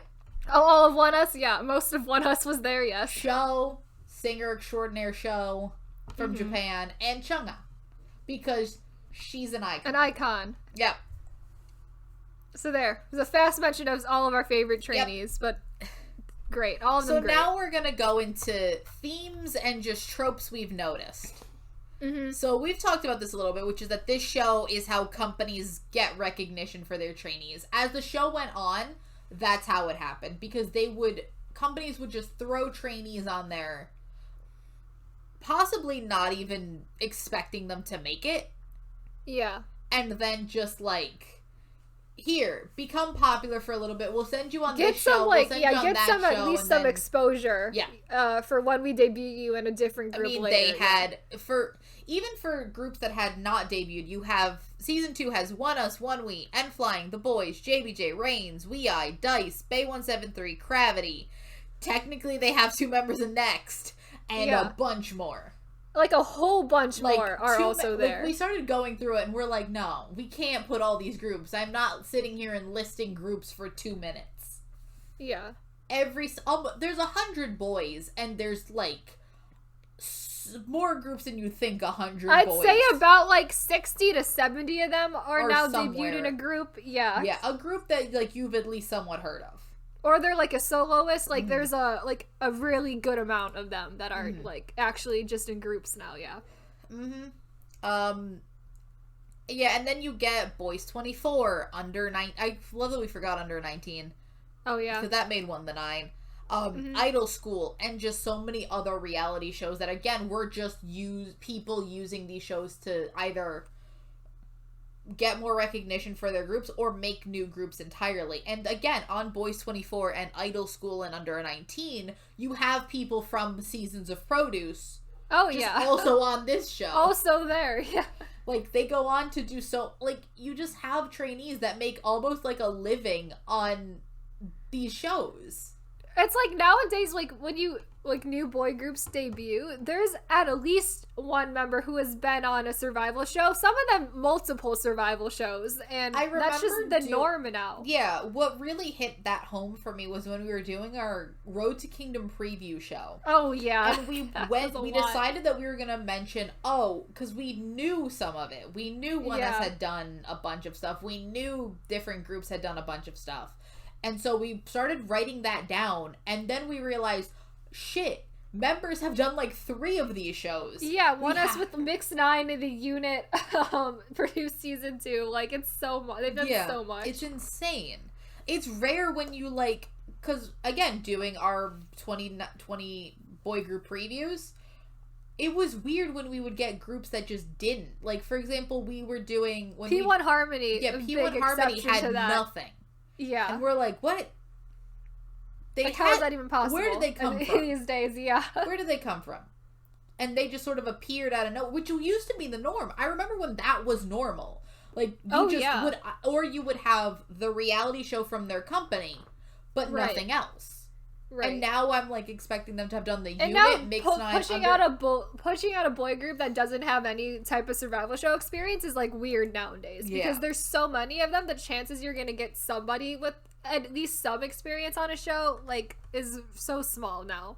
Yeah. It's just interesting that this show has sort of changed that aspect of it, where it's, like, so many shows, so many trainees, and there's always gonna be trainees that just fall by the wayside that you never hear from again, and that's heartbreak. Oh, yeah. Like, at least before, like, you would never know, but now, like, they force these kids to go on these incredibly intense shows, and they just will never see them again. They disappear into the ether. I was looking at I don't know, trainee profiles for Youth With You 3. I'd say a good, like 70 of them have done multiple survival shows already. Oh yeah, or are currently in a group. Oh like, yeah, that's just where we're at with the seasons now. Yeah. Oh yeah. So then we go to it. Also transitioned, like, that's where this show started. Now it's transitioned into companies trying to revive dead groups.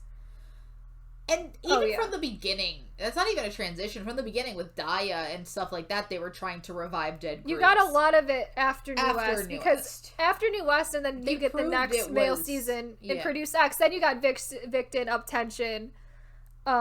There's someone else in there that I'm forgetting. But there was, like, multiple groups on that season that were just trying to revive, like, themselves from that. And then you had the entirety of the unit, where that's the entire basis of that show. And it's just, like, you have, even unfortunately, Unique did it. Unique did. We keep mentioning members them, of Unique all over this show. Yeah, various seasons, and it's just, like, the newest effect with our next point, which is the newest effect with Mix 9 and the unit, and just trying to revive these dead groups of, like, the newest thing was catching lightning in a bottle. Oh, yeah.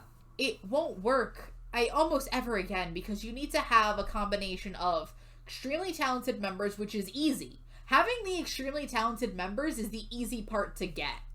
Have an extremely talented member, have a fun sob story, and be a popular enough group that people know who you are, but enough of a group that's so... Because if you're popular enough, no one will care, because they're already like, well, they're popular, the sob story doesn't matter.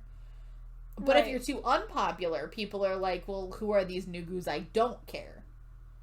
You just have to be, like, this weird, like, perfect lightning in a bottle situation. You can't be, like, you have to be, like, almost too popular to be on the show in a way. It's, like, it's weird, the spot you have to be in. And also you have to... New West was interesting because there were other groups there who were... trying to do what they were doing, but they were so much less popular and well-known than New West was, that they just didn't get that. The same season that had Hot Shot and Top Dog had Newest. Yeah. That's the truth. Like, they're not even the only ones on their season, but they're the ones that got the storyline. They're the ones that got the push. Oh, yeah. And I think it also worked much more that it's almost the entire group was on that show. It wasn't 1 or 2 members. It was the entire... Except for one... Everybody was on that season. Oh, yeah. And then you transition to China, where it becomes a showcase. Oh, China, yeah. Now, 2020 produced in China is just... Which is 2019 a showcase Youth With You for 2. people who are already in groups or have been on multiple survival shows. Or are actors. Because a lot of actors go on. The biggest thing with that is that Esther Yu, who is on Youth With You 2... makes it, she's second place on Youth With You 2. Very successful actress. main roles on a variety of shows. She's in, like, My Amazing Boyfriend. She's on many shows. Mm-hmm. One, I'd never heard that girl talk because she was always overdubbed. And she just went on that show. I don't know for what reason, because she's already successful. It's weird, yeah. I think a bunch of people do that on Chinese produce. A lot of actors are just, like, going on the show to, like, have fun and possibly be in a girl group, I guess. Like, it's like they don't need to be here at all, but they're just, like, I guess why not? Because now the show is, it's like popular. A side product of the show is the group now. So. Yeah, and the group lasts for a while, but I don't think it's an exclusive like, if you're an actor, like, you're still probably allowed to do projects that doesn't interfere with the group, because China is not the same as Korea, where Chinese groups don't do as many comebacks back to back to back as Korean groups do. Mm-hmm. Who knows? Like, again, it does become companies sending groups trainees that they know won't make the group, but they just want a little bit of exposure. Yeah. Or people that should be soloists, especially people that do not fit the concept of girl groups and should be soloists, but they just go on the show to get exposure. I remember the little page boy, the girl. Oh yes, that girl. This girl with short hair that kind of looks like a cute little page boy. She does not fit the concept of this girl group, but a lot of them sing more indie or, like, sing ballads and are ballad singers, and they're there to get exposure and not actually make the group. Mm-hmm. So then we're going to talk about the format changes that happened. Uh-huh. Which is trying to save a boring concept. A whole lot of format changes as the time goes on. Mm-hmm. So Produce 48 was really the start of that, with bringing in AKB48 for, like, half of the season. Mm-hmm. And then Produce X is, like, I don't know what we're doing with that, but it's really stupid. And I think a lot of the format changes happen more so in China, because they're trying to adjust the format for what, like, Chinese audiences are going to want to watch in a way. Mm-hmm. And we've already talked about also, a lot of these. The other thing with that is that China also has to deal with the fact that they have another same show airing at the same time. Yeah, they're just two of the exact same shows competing with each other that air at the exact same time of the year. I mean, that's really something. It's so... I mean, I get it more when they were on, like, opposite gender groups, but now we're on the same gender group. Well, they did the same thing in 2019. It's ridiculous. They did this. They've been on the same gendered group for the last, like, 2 cycles. For 2019. It's like, why? And now they're on the same cycle as... Well, they might be... Yeah. Japan is its own thing, because I don't think they can do a female season. But, like, they're on the same right now. There's 3 seasons for the same gendered group. Oh, yeah. Oh, that'll be fun. But, and also, if Japan continues to only do seasons every 2 years, it'll always be the same gendered group. Oh, yeah. Because that's just where we are with that now. Yeah, Youth With You 1 added... We talked a lot about this. The pre-ranking and the glass box. Yep. The charity work, and then the old men council. Yeah. And then that weird evaluation thing where only one of them actually got to perform. Yeah, and then Produce 101 China had, like... Oh, we forgot to mention this, that during elimination, the top-ranked trainees were allowed to save one person from the team that they were on from elimination, who became temporary trainees. And then... as soon as they were done performing, they would take the 3 of them who had, like, the highest amount of votes, and they would get to stay, and the other ones would just get eliminated at that point. Which is it was weird thing that to also add. Makes it way more complicated, and just, it's makes me not... unnecessarily complicated, yeah. And also just makes me not know how many trainees we're at right now, because I'm just like, so how many trainees are there? Like, or is this... Because if every member of your group made it in, you didn't get to save anybody. Yep. So, it was weird. Yep, it was odd. And then, like, they limited A class. They did audition battles. They brought girls... Oh, yeah, no. The show also brought on girls with no trainee experience to audition. And then they got to kick off people from F class to put them on. If they were good That was enough. a weird thing. Yeah. That they did on the show. It's not even like people with no company affiliation couldn't audition, because there's a bunch of independent trainees already on the show. Right. But it's just that they were already from a different industry. They were models. They had company affiliation. They were like just only they weren't trainees. Yeah, it was like they were models, or they were like only like in a dance cover group, or it was they were dancers or something. Yeah, it was weird. It was odd. Produce 101 China is where it was like we start doing weird shit with the auditioning as well, where it happens in Chuang 2020, and then it like is also weird in Youth With You too, where we're gonna have 1-to-1 audition battles, and there's like really almost no point to it at all, because they end up just putting people in like the same class sometimes anyway, so I don't understand why they have to like one-on-one battle someone else for a lot of the time. It's very weird. It's just like we're making it complicated for no reason. Yeah, there's really no reason for it to be. Again, I think that China now has simplified. Like, it's still kept a lot of the gimmicks, but it has simplified the gimmicks. Like, they will limit their A class, but that's gonna stay. But that's fine. I'm okay with that, as long as there's and like they will do some battles to be in that class, but that's fine. As long as you're not adding these weird things of like bringing in these randos, or like now that this is like we're saving random people. Like they've sort of they threw everything at the wall with Produce 101 China, and now and have Youth just With You won, and Youth With You won, and then just decided what works and what will they continue. I'm curious what they'll do with these male seasons, because the male season, the female seasons have slightly different rules in China. Yeah, it's almost like two separate series of the show. Yeah, just the male and the female seasons. Within these two separate, so it's like 4 different shows. 4 different shows. Because you have like the Youth With You male seasons and the Youth With You female seasons. You got the Chuang male season, the Chuang female seasons, and it's like 4 different produces at the same time. Oh, and the male seasons are almost more similar to each other, and the female seasons are more similar to each other than they are to the opposite gender of their own show. Yeah. If that makes that made sense, I think. Yes. So yeah, I think that we talked about the rest of these changes. Like, you had the boot camp, you have the pretty princesses. Yeah. And is it Chuang 2020 that just abolishes the A through F ranking? Yes. At all? Yeah, they do it where like they have this, because Chuang 2020 also has a much smaller group. It's only 7 people. Instead of like 11 or 12, which is the usual. So they will have like the 7 that are ranked highest, and then everybody else there's like a weird vague ranking system, but they never. Chuang 2020 has the most convoluted auditioning like ranking. It's really process ever. There's no pyramid. It makes no sense. Yeah, there's no pyramid. They're just sort of sitting on bleachers, and like there's seats at the top of the. It's not a pyramid. It's just steps. At the top of the steps, you have the 7 that would make it. And then everyone else is just sort of, like, it's what makes it feel less like a competition. They're not ranked at all. They're just sort of there. No.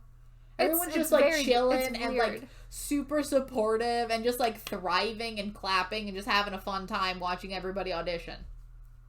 It's apparently just a party, I guess. Sure. It's very weird. Yeah, it's, again, I think that the decision that they have made, and I'm curious to see if they continue this with the male seasons, is that Youth With You is the competition. Chuang is the fun summer camp. Party time. Just like how it's called Produce Camp. Like, we're at summer camp. Like, this is what that show is now. Yeah, the actual, like, English title of these shows is Produce Camp. This is summer. Yeah, it's just summer camp. This is summer camp. Yep. So now we get into the... Let's get into some, like, actually, like, serious topics now. So we're going to talk about sexism. We're going to talk about the sexism, because this is a bad, like, it shouldn't be a theme throughout the show, but it is. Much like we've just said, the Chinese seasons are more similar in their gender breakdowns to each other by sex than they are by what show I'm talking about. Yeah. Because the female seasons are summer camp. Yeah. It's not a again, it's slightly more, like, not as intense to watch, but you can tell it's because they're girls and they don't want to upset them, quote unquote. It's that really condescending thing you do that it's like, oh yeah, that's super condescending, like, oh, the girls can't handle the competition. Right. And I think the biggest place that I noticed this was the direct comparison of Chuang 2019 and 2020. because coming right off of, I think, Produce 101 China, where we were yelling at the girls for being entitled and everything. Disrespectful and all of that. They decided it made sense that we go to these boot camp. boys. It honestly makes sense from going to that we're going to go to boot camp to make this seem more serious, and we're going to, I don't know. Make them do charity work. Make them do charity. No, that was a different season. That's a different work. Sorry, but like it's also a male season where they made them do charity work. Yeah. And it's like they were on boot camp. They had no phones. They had like a duffel bag of stuff.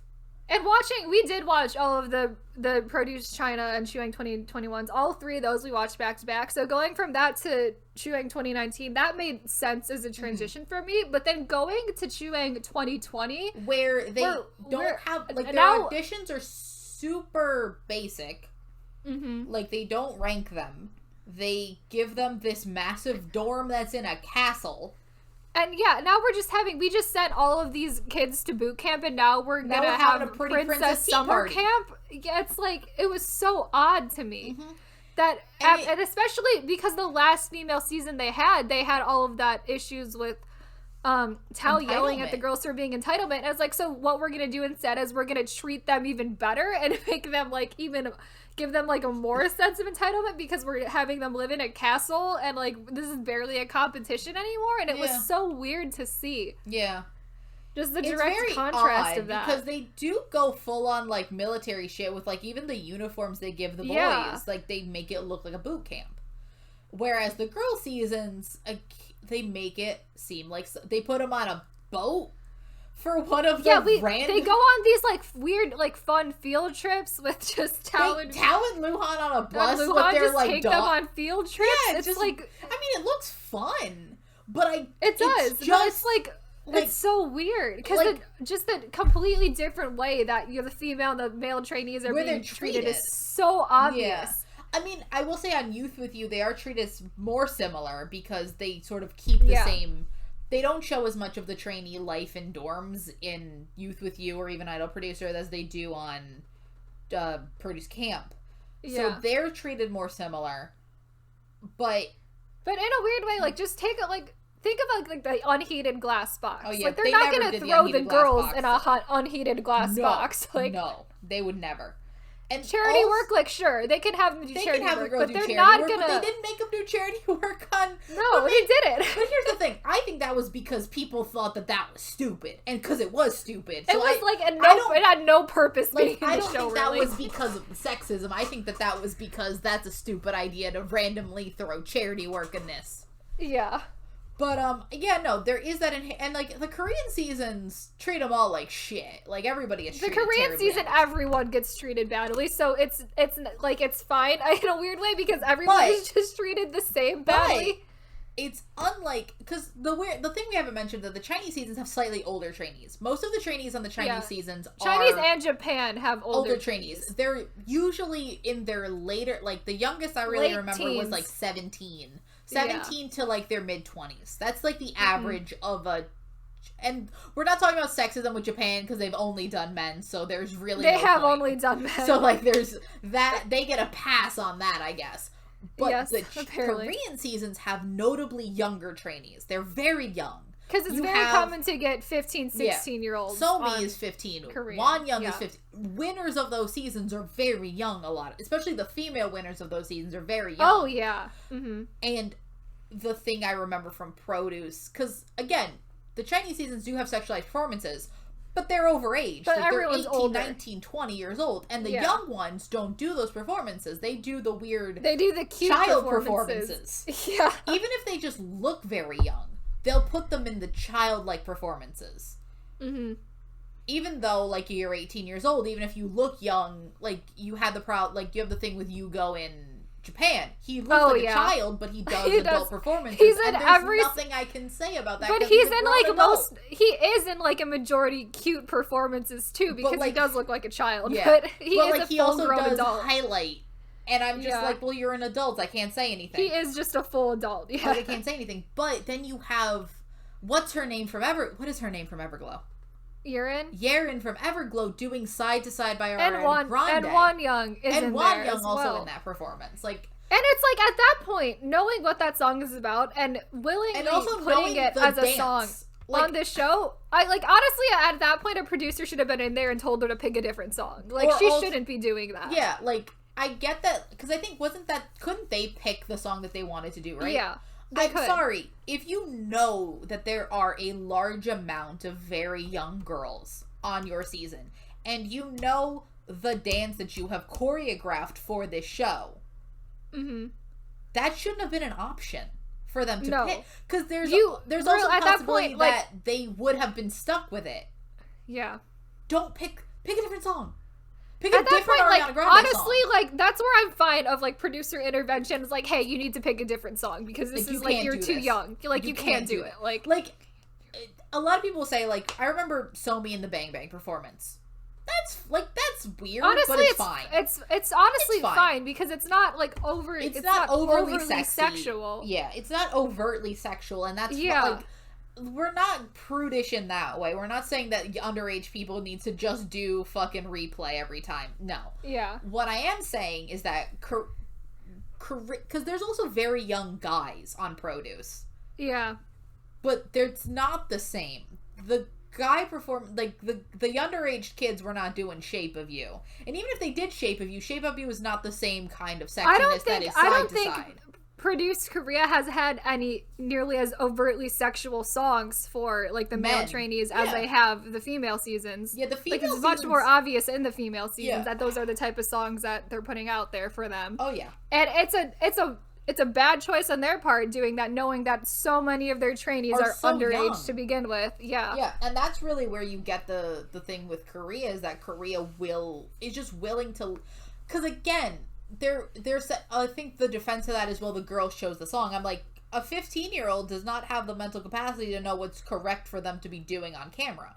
No. They should not have the option to choose that song. No, not at all. Won Young was like 14 years old. And that's the point. It's like, well, you're like, the show's run by like adults, and it's like you are an adult in this situation. Clearly you have no problem with producer intervention if you're vote manipulating everything. Yeah. Like and at that point, like you're interfering for like the well-being of these children. So and like, I don't think anyone's upset about that they're like, if it came out that Produce wasn't allowing the trainees to pick the songs they wanted because they wouldn't let the 15-year-olds wanted to do Side to Side by Ariana Grande. Yeah, like no one's upset about that. So for the video I made on our top 50 trainees, I thought that Kyan, right? Kyan did a great, like, her part of Side to Side is very good. Like, she looks great. Like, because she's like an 22. Woman, but she's like 22 and I'm trying to get this clip of her from this season, and then I just see the Everglow member and also Won Young. Every once in a while, they'll just enter the frame, and I'm like, well, I can't use this clip. They can't be there. Yaren can't be there. Won Young can't be. Like, where is the? Like, it just makes me, and I'm all like, it's just so odd that they would allow this to happen, because it's not like they had to do this song. It's not like, and you didn't have to pick that song. Like that song didn't need to be there. I know that we focus a lot on that song, but it's not just that song. Because they also do Say My Name in season 1. Yeah. That's got us the same thing going on there. And like, no offense, but they also do Instruction. Oh yeah, which I don't think has any underage kids in it. Honestly probably does, but the dance they do to it is not overtly sexual. No, like but the it's like if the 14-year-olds in it, I don't think anybody is that young. But if I know that like Won Young or if even like a Somi aged kid was in it, that is weird. Mm-hmm. Like there's a bunch of songs on there where it's like there's enough that are borderline and enough that have crossed a line, in my opinion, that I'm like, ugh. Like if the worst they got to was Instruction, that's fine. I don't care. Like, do whatever, because like the male seasons have like songs where I'm like, if Woojin was doing it, this would be weird. But like he never goes on to any of those songs. No, because he's in the vocal songs, which are like a safe place to be. That's what I'm saying. Like if Woojin was if the little 15, and I'm talking Eastlight Woojin, not Woojin that would end up in 101. Yeah, the child Woojin, yeah. If the child Woojin would have been in that, because like there were opportunities, but they never fulfilled them. How many times it happens on the female seasons is where I start to be like, someone needed to step in. Someone you're making an obvious choice here, and it's a very bad choice, but you're gonna continue to do it every single female season of this show. If it was just like the one time it happened on Produce 101, like maybe someone didn't think, and because it's the first season, like you sometimes don't. It's right in front of you, and you don't think about it until it's too late. And it's like they did it in Produce 101 the first season, and then it got worse, and then it got worse in Produce 48. And they did it more. So like, for as much as like the sexism of the Chinese seasons is more like very like the sexism I expect. Which is just that's that very men typical and sexism, that we're gonna treat the girls and the boys differently just because of gender norms and everything. Just like, based on gender norms, which again, terrible. I'm not saying that's correct. It's not good, but it's not as like intense as me having to try to look at Yeon and Wanyang, fucking side to side performance. That's the worst part of that. That's the worst performance on that show. It's so bad. And the thing is, it's not a bad performance of everybody else. Everybody else in that is so good. There are so many children in that performance. There's so many kids. That's what it is. Like, I'm sorry, it's not right. No. And so now we get to the other fun topic of racism. Yeah, we can talk about racism. So in Korean produce, there's two main issues of racism that I have found. Yeah. One of them comes in season 2, peak produce, so of course it has all of the problems. With Samuel. Mm-hmm. So Samuel is mixed, as are most of the foreigners on this show are mixed. If the racism issue comes up, is that they are he's half Korean, half Hispanic. I think he's half Mexican, but I'm not positive on that, where I'm like, I'm just gonna say half Hispanic because I'm not positive on that. Yeah, he's Mexican American. Okay, he's Mexican American. So he's half Korean, half Mexican. And there was another mixed person on season 1. Somi. Somi's half Korean, half white. I think her father's like German or something. I don't know. Something like that. But very white. And the difference of the treatment between those two is very clear. And the difference of Samuel's treatment in the larger world of K-pop has always been very clear in that he's not white. Not mixed to be white. And Samuel was so good. He was so good. And they minimized his talents at every opportunity. Whereas with someone who is mixed to be half white, like Somi, would maximize her talents. And also there was you could argue it's the JYP thing with her, but like, you will always just see that Samuel also came from almost being in 17, so Samuel was also pretty well known when he went on the show as well. And don't talk about One Punch. One Punch is also weird. Woo. But you look at that and you're just like, you can see that in K-pop, anyone that is mixed and half white treated very differently than someone who is mixed. And in a weird way, that's like white. It's a product of the the Asian beauty standards as well, because it is like desirable to be more white in Asian beauty standards than it is to have darker skin, and so that's just and that's a how larger scale issue in K-pop, whereas it's gotten a lot better recently. But I still remember, like, and you probably still remember this, when like K-pop idols used to make fun of their darker skinned members. They still do that. They still do that, but it's not as prevalent. I remember they would make fun of Kai every 5 minutes on EXO. And then Vix does it to N all the time. But Vix, the newer groups don't do it as much to their dark. Like, Vix will still do it to N, but I think Vix has been doing it for so long that I don't know if they know how to stop. I don't know they're probably not going to stop. They're never going to stop, but it was so prevalent in early K-pop, and I think now it's sort of gotten better. But you can still see that in a lot of these shows where, like, Samuel was treated extremely differently than all the other trainees. And they did make it a point that he was mixed.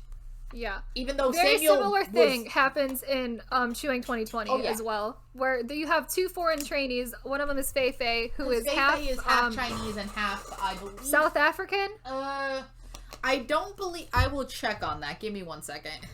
But, like, the other person is Lana, who is Russian. K-pop fans should know.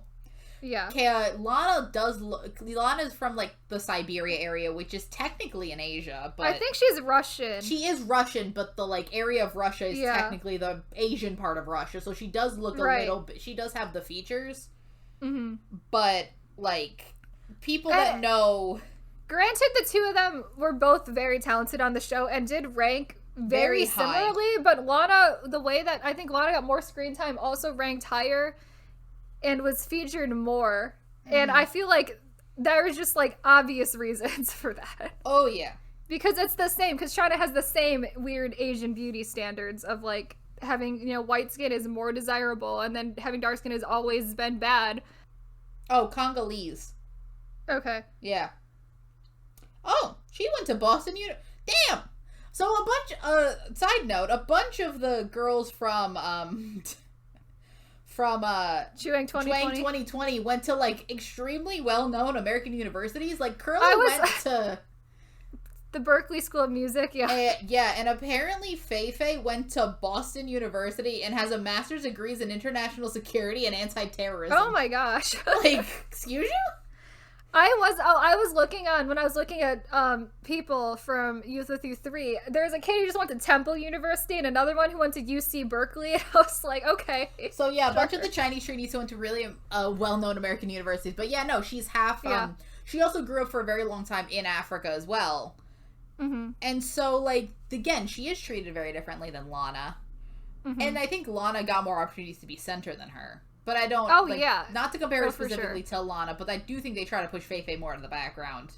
Yeah. Even though she had an amazing audition. Like, her and Curly audition together, and it's amazing. I know. She doesn't have any trainee experience coming into the show, and she comes in already really good. Yeah.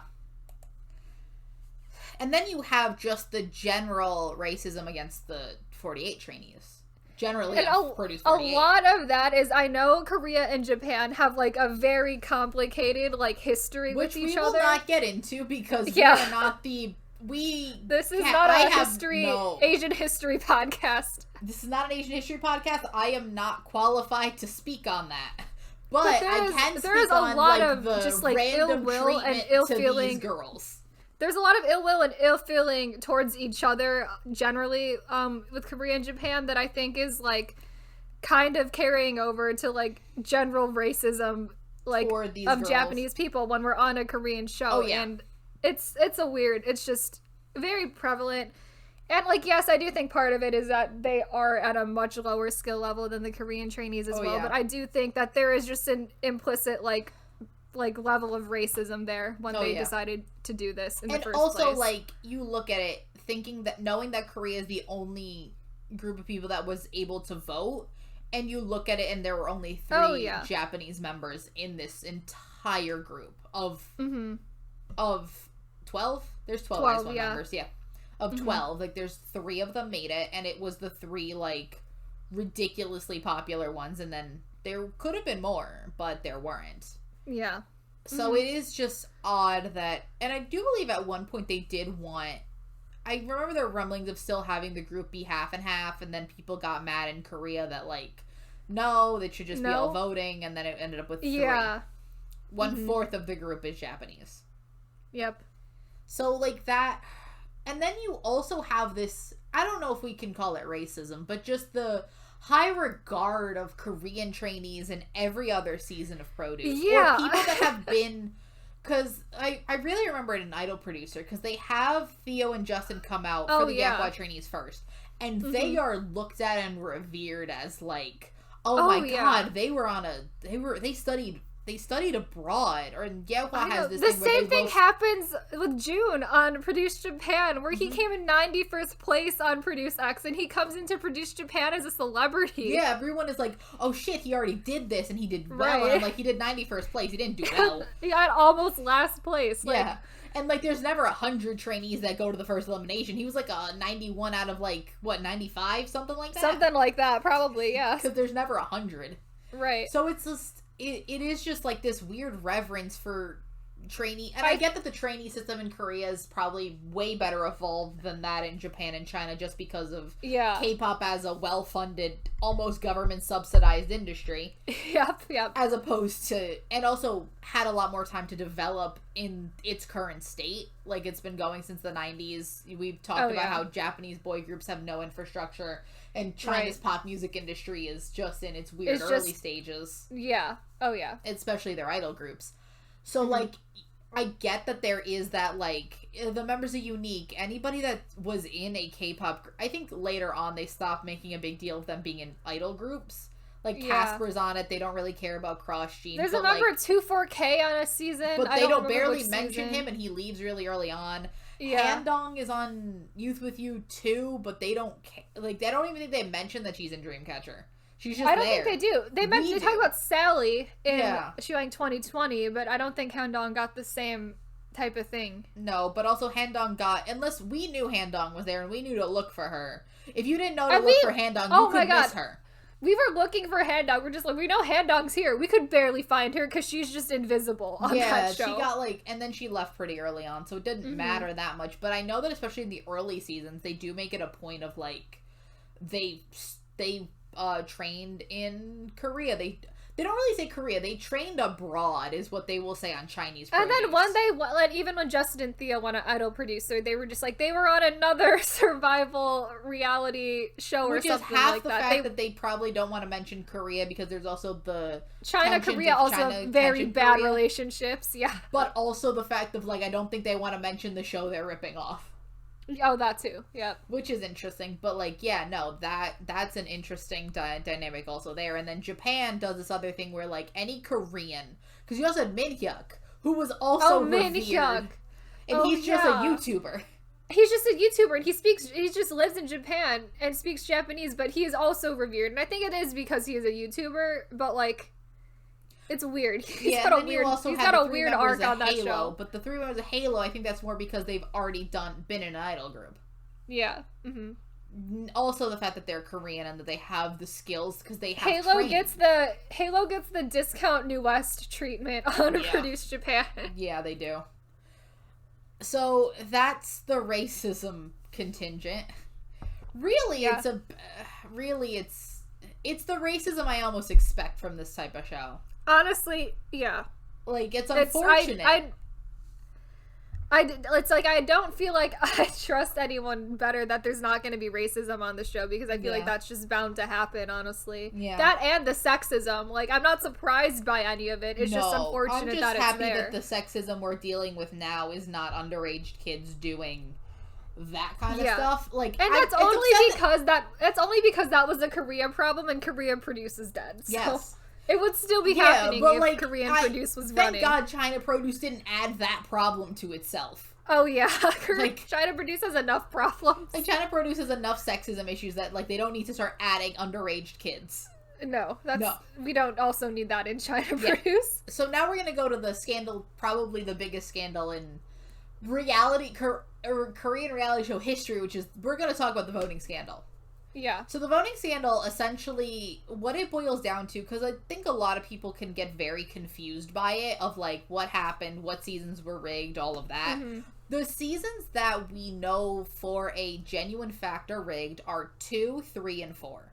So, season 2, 48, and Produce X. Yep. Those are the ones we know for a fact. There's, rumblings that so was season 1. But that I don't think has officially been confirmed in a court of law. And out is that X1 was rigged from the beginning.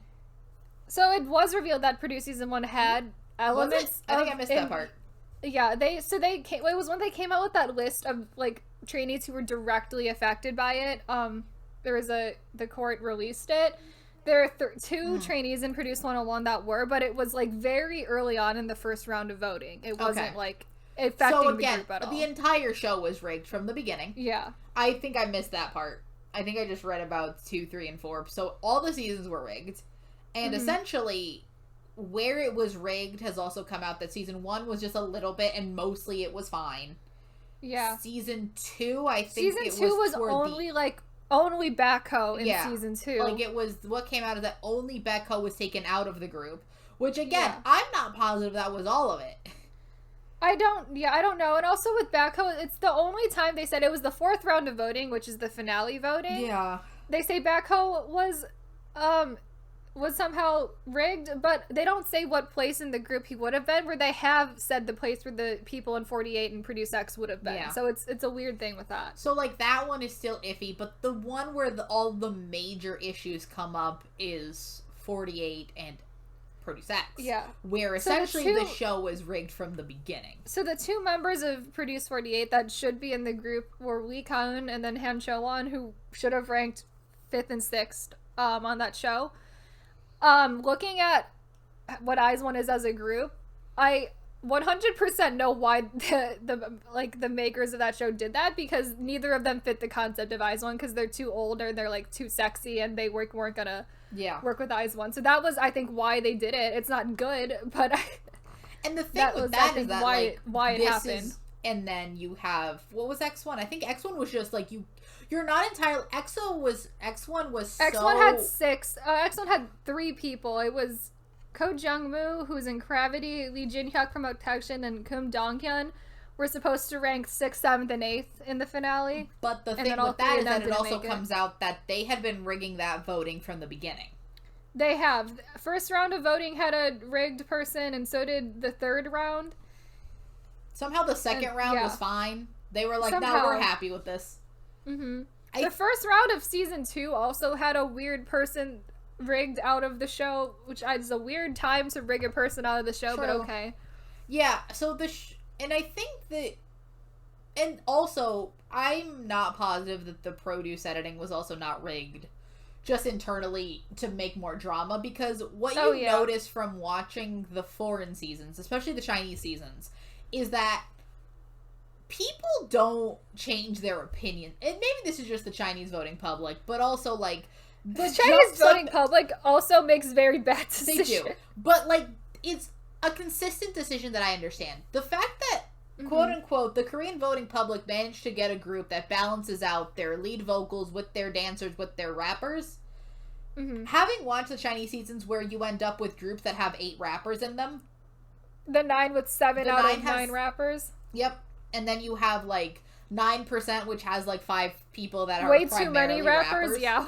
Like, because Kun, Justin, Rich Man, and Lil Ghost, all 4 of them, only rappers can, Kun can kind of sing. Don't really sing. But don't sing in that group. Yeah. So, like, that's 4 out of 9 pure rappers.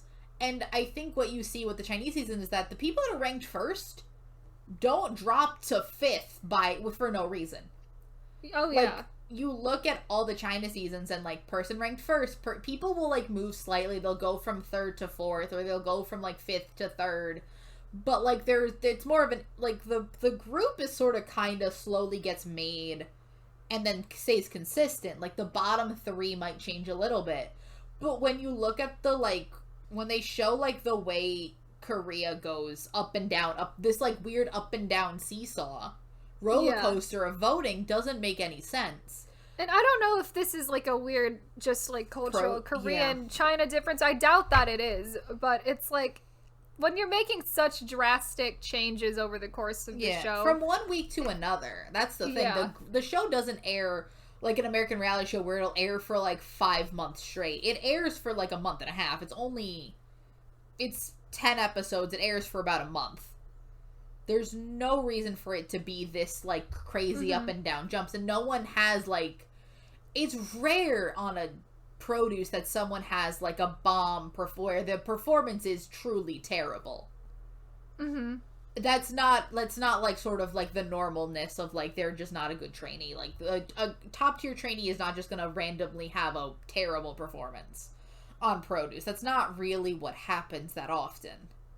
And, like, the Korean seasons will just go, like, comparing the two, having gone, like, we watch these sort of back and forth, and, like, looking at the ranking of Korean trainees to Chinese trainees, and even the Japanese trainees. The Japanese trainees is a little bit more up and down, but, like, you have, like, more of a clear, like, people that get into the group that start out low, they go up a little bit every time. They don't go up and then down and then back up and then back down. Like, no, they just consistently get more popular, which is factual. Yeah. Like, that can happen.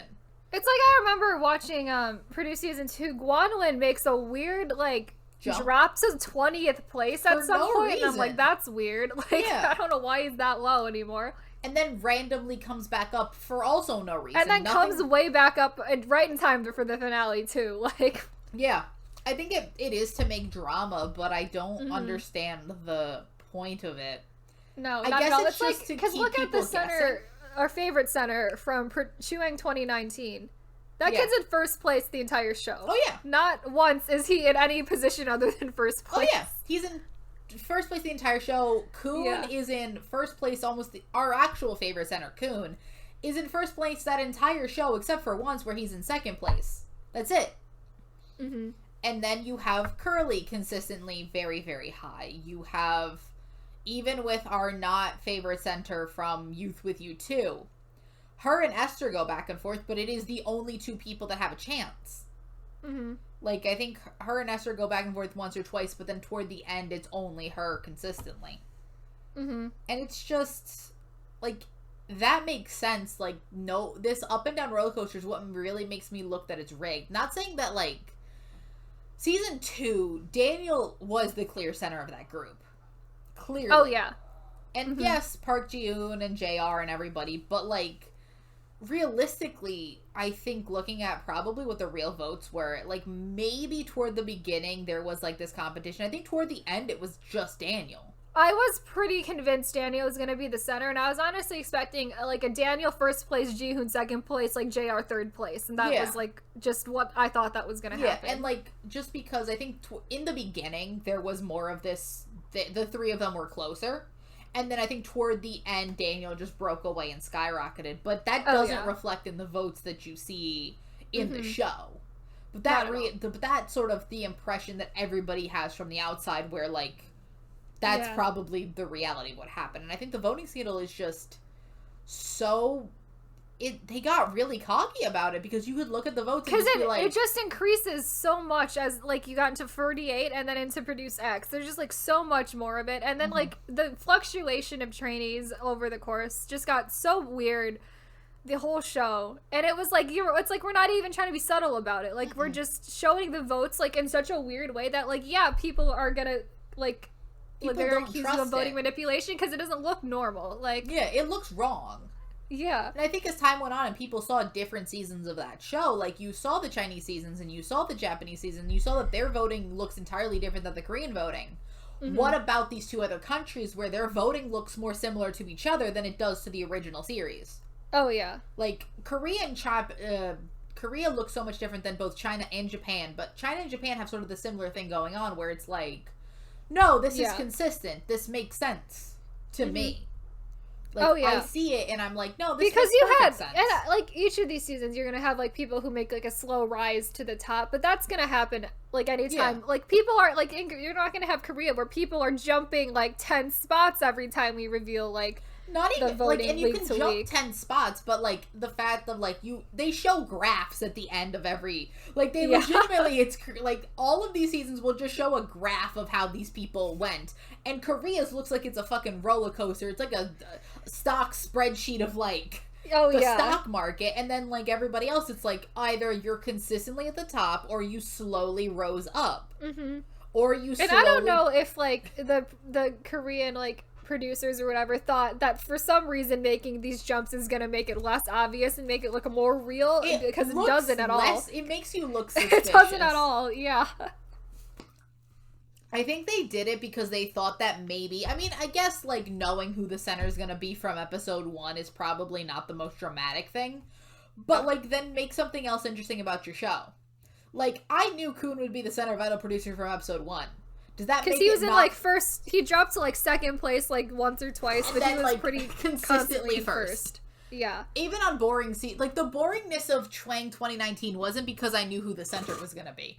No. The boringness was from the I didn't care about anyone. Exactly. On the show. Make me care. Like, the fact of, like, even with all of the things that, like, they were doing, I had no doubt in my mind Daniel would be the center. Oh, yeah. But, like, and honestly, the fact that they kept being like, who's gonna be the center? Who's gonna be, like, I don't give a shit who's the center of that group. They put so much emphasis on that, like, all the time for, like, literally every performance, too, is, like, oh, being the center, like, so important. And it's, like, honestly, like, I don't care. Like, I don't care. And also, like, the center is not, like, being the center is not, like, it doesn't matter if you're first or second. You're still in the group. Oh, yeah. And it's just to bring back J01, like, they barely use the center as the actual center. No, in their but songs. I think that's good. Like, I think that one of the worst things about some of these produce groups is that they make the center of every song, because you have even to write all of your songs around the center at that point. Yeah, and I don't think J01 can do that because there's a difference between making the center of your group the center for a year and making them the center for the rest of your career. Yeah. Forever. Like, that doesn't work. But I just want these groups to be good. I don't care what they're doing to make themselves good. Like, yeah. And that's the thing. Like, Korea has... The groups themselves are very balanced. Because they were rigged to be balanced. They were, exactly. It's that's like, why they're balanced. Produce X1 was, I think, one of the first groups in a while, and I was like, I feel like as much as the group felt weird, it's like, there's not a person here who I think is, like, useless or anything. I was like, well, that's probably because they rigged the useless kid out of the group. Like, exactly. Like, everyone has a purpose. And then you look at some of the Chinese ones where I'm like, some of you, I'm like, why do we have so many rappers? Like, why is everyone a rapper? Like, that's what happens. Like, that is the reality of what happens when you allow people to make your group. For example, because people don't know what they want, and like the general public doesn't know how to make a K-pop group. Yeah, for example, I mean, I think Mnet fixed this with Island, because Island is half producer, half people. So people get to pick who leaves one round, producers get to pick who leaves the next round, and then slowly if there's someone that the producers hate, they can just get rid of them and just be like, you don't have the option. We're done. Yeah. Like, oh god, like, they slowly make the group that they want. Yeah. And then, like, the people get to sort of think they have power. Right. Which, again, I prefer. Like, sure, let me think I have power, but, like, the voting seemed correct. Mm-hmm. And also the jumps make more sense because you're waiting 3 weeks to be able to vote as opposed to you're voting every week. Oh, yeah. Like, I think they fixed that with Island because they actually were like, fuck it, we're gonna get sued if we have a voting scandal again, so let's actually make this real. But in general, I think that it was so obvious that I don't. And then we have the X1 disbandment and the 48 continuation. I think X1 disbandment needed to happen. I think that needed to happen because they were only a month old. And it's like, you might as well just, like, go have your careers now. Like, and then also, like, there would have just been companies that sued because, again, 6 people should have been in the group that aren't in the group. Or, like, 3 of them should be in the group. Like, what happens to, like, the profit? And then it's like, and then the good thing that came out of the court case is they never did reveal who shouldn't be on the group, because I feel like that would have been a bad move. I want to know so, like, not I to really do want to know, like, and I can, like, make, like, guesses on who I think they are, but also, like, not to harass these people. Like, I know that's bad. That's, like, the payment of, like, they would get massively harassed by K-pop fans. Oh, yeah. For something that's not their fault. But also, I want to know so bad. I really do. I really want to know. But I think it's probably for the best that we don't.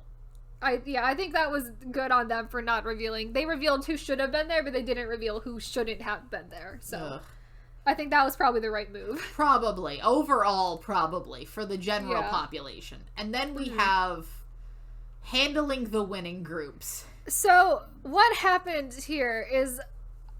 This is just like where we get to more in IOI and 9%, because they were the first groups to come out of their respective countries, like, produce. And both of them were massively mistreated. They're massively mismanaged. And it's very sad for them because they were mismanaged to the point where they barely got to do anything because their contracts were so short, and the companies who were managing them had no idea what to do with them yet. So half the members were just not there half the time. Yeah, the 9% and the IOI contracts weren't exclusive, so 9% had 2 comebacks because everyone else was just doing their own thing, because of course they would. Mm-hmm. Like, why would they want to just do this, like, stupid, like, temporary group that they're in and not their own activities? And the same thing with IOI, where you have, like, 4 of them missing from one of their best song in the middle because they're just going off doing their own stuff as well. Mm-hmm. And how long was the 9% contract? Because I was like 9 months. Contract was like a year. Yeah. And I think it's when they realize managing both of these groups is they had to learn from their mistakes, where it's like, let's make the contract longer and let's make it exclusive. So we give the group enough time to develop as a group and like actually, you know, figure out a music style and like actually make music instead of making it like, you know, less than a year, like almost a year. Oh, damn. And having them not there for most of it. Oh, yeah, no. I think that you just had to sort of learn from your mistakes, like, both of these groups, again, I think you're sort of dealing with the fact of I don't want to make a contract too long because in case this is a failure, I'm stuck with this group for 2 years. Yeah. But also, if it's a success, I only have them for 2 years. Yeah. Because the contracts got longer as the season went on. Because I think the 101 contract was like a little over 2 years. And then IZ*ONE's I think is closer to 2.5, 3 years, and then the X1 contract was supposed to be 5 years, 2.5 exclusive, 2.5 unexclusive. Yep, and then that didn't happen. Also, I just came to technically the 9% contract was under a year because they debuted in November 2018 and disbanded October 2019. Oh yeah, so they had like the same length as like IOI and like that, I don't know, 9-10 month range. Yeah, and it's unfortunate for both of them because I don't think there is any way that they were gonna get managed better, because I think they did have to figure out what they were doing with these temporary groups and sort of what they could do with them. Yeah, and they're two great, like 9%, I think in terms of quality is so one of the best produce groups ever. 9% is great, yeah. And I think that if they were, and they could have been the best one if they were managed properly and actually had songs. Yeah, because they have 2 songs, 9%. But also, like, there's not much you can do with a year. Mm-hmm. Even for especially the best a year with non-exclusive contract as well. Like, you're barely doing anything with that. Yeah. And then IOI does not have a lot of songs that I like, really. And I think that's both the fact that they were a group for such a short period of time, and also were just given bad music. Yeah. Because like, looking at all of the members individually, like, they could have been such a good group had they just been managed better, had a longer contract, and like I also don't better songs given to them. I also think that IOI had like almost pre-made songs. Like, they were just like, whatever this group comes up with, this is what they're doing. Especially with something like Dream Girls. I think that was made very far in advance. No matter who was in that group, they were doing Dream Girls. Because some of them don't fit that like, some of them don't really look like they want to be doing that. And Very, Very, Very are both, like, weird songs. But I feel like they were pretty locked into those were the songs they were going to have. Well, they got Very, Very, Very from JYP, so, like... They did just come from JYP. So, like, I don't know if they had much of a... I mean, JYP's offering you a song. I think you're doing it. I think you just take it, yeah. Yep. So then we're going to go to our last topic, which is the future of this show. Mm-hmm. So we're going to do the future of the show in its 3 different countries. So I think that China's just going to keep doing their own thing. Yeah. The show is slowly going to morph into something, into, like, the weirdest... We're going to look at this show in, like, 2 years and just wonder, how was this ever produced? Yeah, like, because it's barely produce right now. So in, like, 2 years, it's, like, just going to be completely something else. But I think it's going to continue to thrive because they have managed to figure out the formula to have 2 concurrent shows doing the same thing. Literally 2 of the exact same shows. Literally the same show airing at the exact same time. But also being able to change them from season to season to keep them still popular and still similar to the same, but do, like, enough of changes where it doesn't get boring. Yeah. And I can see them, which I can see China making the group contracts even shorter in a weird way if the group is now just the side product of the show instead of the main purpose of the show. Yeah, they only really need to make, like, 1 or 2 songs. They can make them, like, a year contract. Yeah. Like, honestly, it's like now China's at the point where it's like, we've done the long contract, let's just bring it back down, like, a year or something like that. Yeah. Japan, I don't think Japan is going to make drastic changes to the format of, like, produce as a whole like China is. I think it's going to continue with no gimmicks for a while. I don't know if Produce Japan ever does female seasons. I don't know if they do. Just because of how the Japanese music industry works. I don't know if Produce works with females at all. I mean, also, I just looked up what the Bon Bon Girls contract is. The Bon Bon Girls contract's only 2 years. Oh, okay. So I think that China is going to continue to do these slightly shorter. Yeah. Because I don't think for a year the Chinese music industry works so much different that I don't know if they can do, like, even shorter, because they don't do, like, every 3 month They don't do much of anything to begin with. Yeah, so, like, I think they need 2 years to at least make a little bit more. Right. But, like, 2 years I think is fine for one of these groups. Because this is, like, whatever, like, we're in, like, the 3rd, 4th iterations of it, and we're at also, 2-year contracts. Produce was at 5-year contracts at the time it was at the 4th season, so. Yeah, and also, like, I feel like if you're gonna do a season every year, and with 2 competing shows, the minute you do more than a 2-year contract, if you're planning on keeping the show going, you're gonna have 8 groups overlapping at once. So many groups, If you keep that up, you're gonna have so many groups overlapping. God. You're gonna have to manage like 8 groups at the same time if you're doing 5-year contracts. Jesus. That's just too much. So yeah, no, I think 2 years is enough. That's enough for them. But yeah, Korea, produce in Korea, I feel like it could return, but like in the future, like we gotta give it at least 5 years. I think we need to give it the cycle for people to like, because the scandal's still happening. People I think are still getting charged with crimes. Yes. Like actual crimes. For what the voting scandal is, because the voting scandal, for everybody that's like, oh, well, what is it? The voting scandal is fraud, because, like, in a way, you also had to pay to vote, because you had to text, and you had to use, like, you had to kind of pay, in a way to vote, so, like, that is fraud. And also, you can't tell people that they have control over something and then just not have control. Like, you can't do that. A lot of entertainment agencies also got pulled into the voting scandal because there's, like, a whole bunch of bribery accusations. And it's like, I need you to put 2 of my kids in this group. And it was a lot of other... I need you not to have all of my kids in this group, probably, also as well. And they were, like, some of the things that came up with that was, like, there were certain trainees saying that he's like, oh, only one person from my company can make this group, and this kid, he's gonna make it over me. And it's just, like, it's like when they even knew that the fraud was happening, it was, like... Yeah, they just... Really weird, yeah. But, yeah, so I think that scandal needs to finish, and it we needs do to be already done. have many rip-off produced shows anyway. Oh, yeah.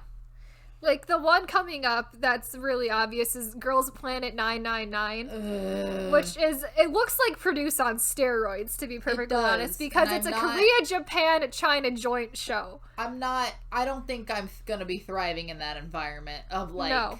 We will not be podcasting Girls Planet 999. No, we will not. You know we love our Mnet reality shows, but that is not one we will be covering. That is where we draw the line, is Girls Planet 999. No.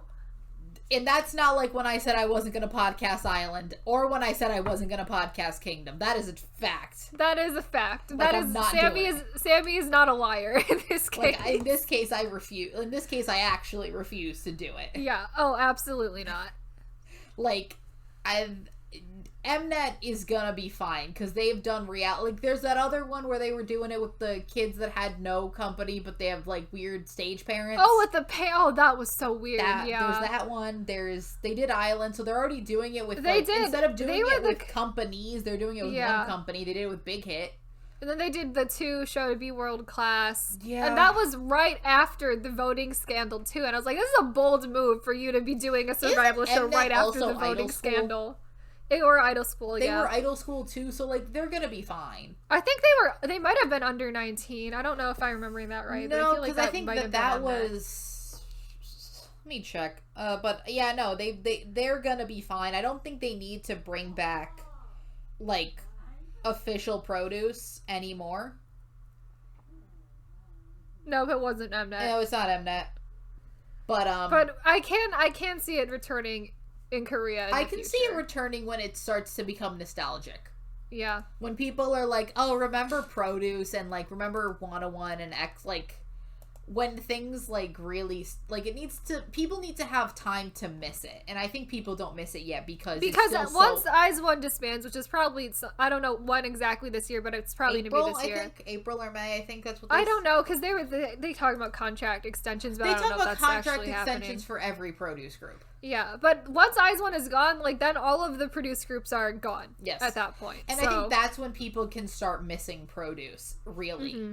Because I think what you have now is people still remember produce, and they still have eyes one to remember it by, and all of that other nonsense. But I think that when those groups start to become less popular, I think people are so reality shows in K-pop come and go in terms of popularity, in terms of the competition shows. Yeah. I think when you start getting back to really it being more companies making them as opposed to like giant conglomerates of like CJ of like Mnet doing the same thing, I think that that's when people, and also they have Japan and 2 seasons of Chinese produce. Like if you want to watch produce, you still can. Like you have many options. The options are there. The options are available, and the shows are free and probably easier to watch than an Mnet one. Honestly, yeah, they are, because they're just on the internet. Like they just exist. You can watch them all on, like, they're for free. Just watch them. They are.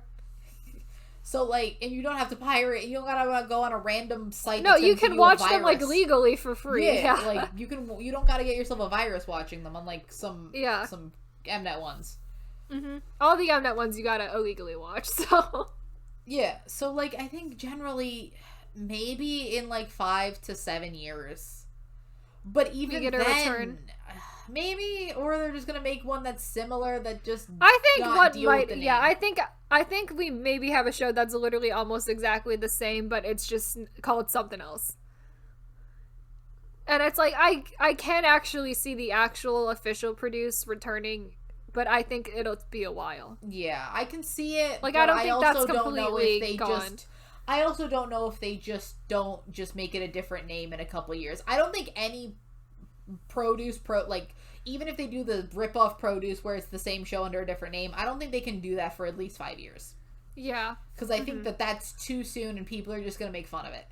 People are still very upset about the voting scandal. That's because that's still pretty fresh in people's minds. I think it's going to take some time, but the long-term effects, and we'll get into this in a different season, it has just been insane.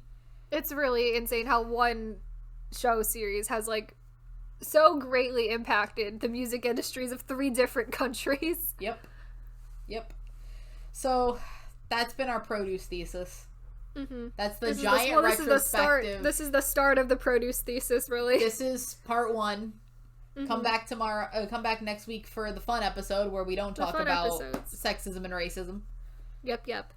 And then we'll have the foreign versus Korean produce, and then the impact on the music industries later in the month. So yay. Exciting times. So that's been this week's episode. If you liked it, if you're while listening to it on a podcasting site, we have a YouTube channel where we also put up fun produce related bonus videos and a lot of times not produce related bonus videos. This month will be only produce related bonus videos, but outside of this month they will not be produce related bonus video. And also we are on Spotify and all podcasting sites if you want to look us up there. We are on Twitter. We have a K-pop collection Instagram, and I think that's all we have. That is. They're all linked in the description of the YouTube video or in the podcast description. Yes. So there you go. Yay. We'll see you next week. Bye. Bye.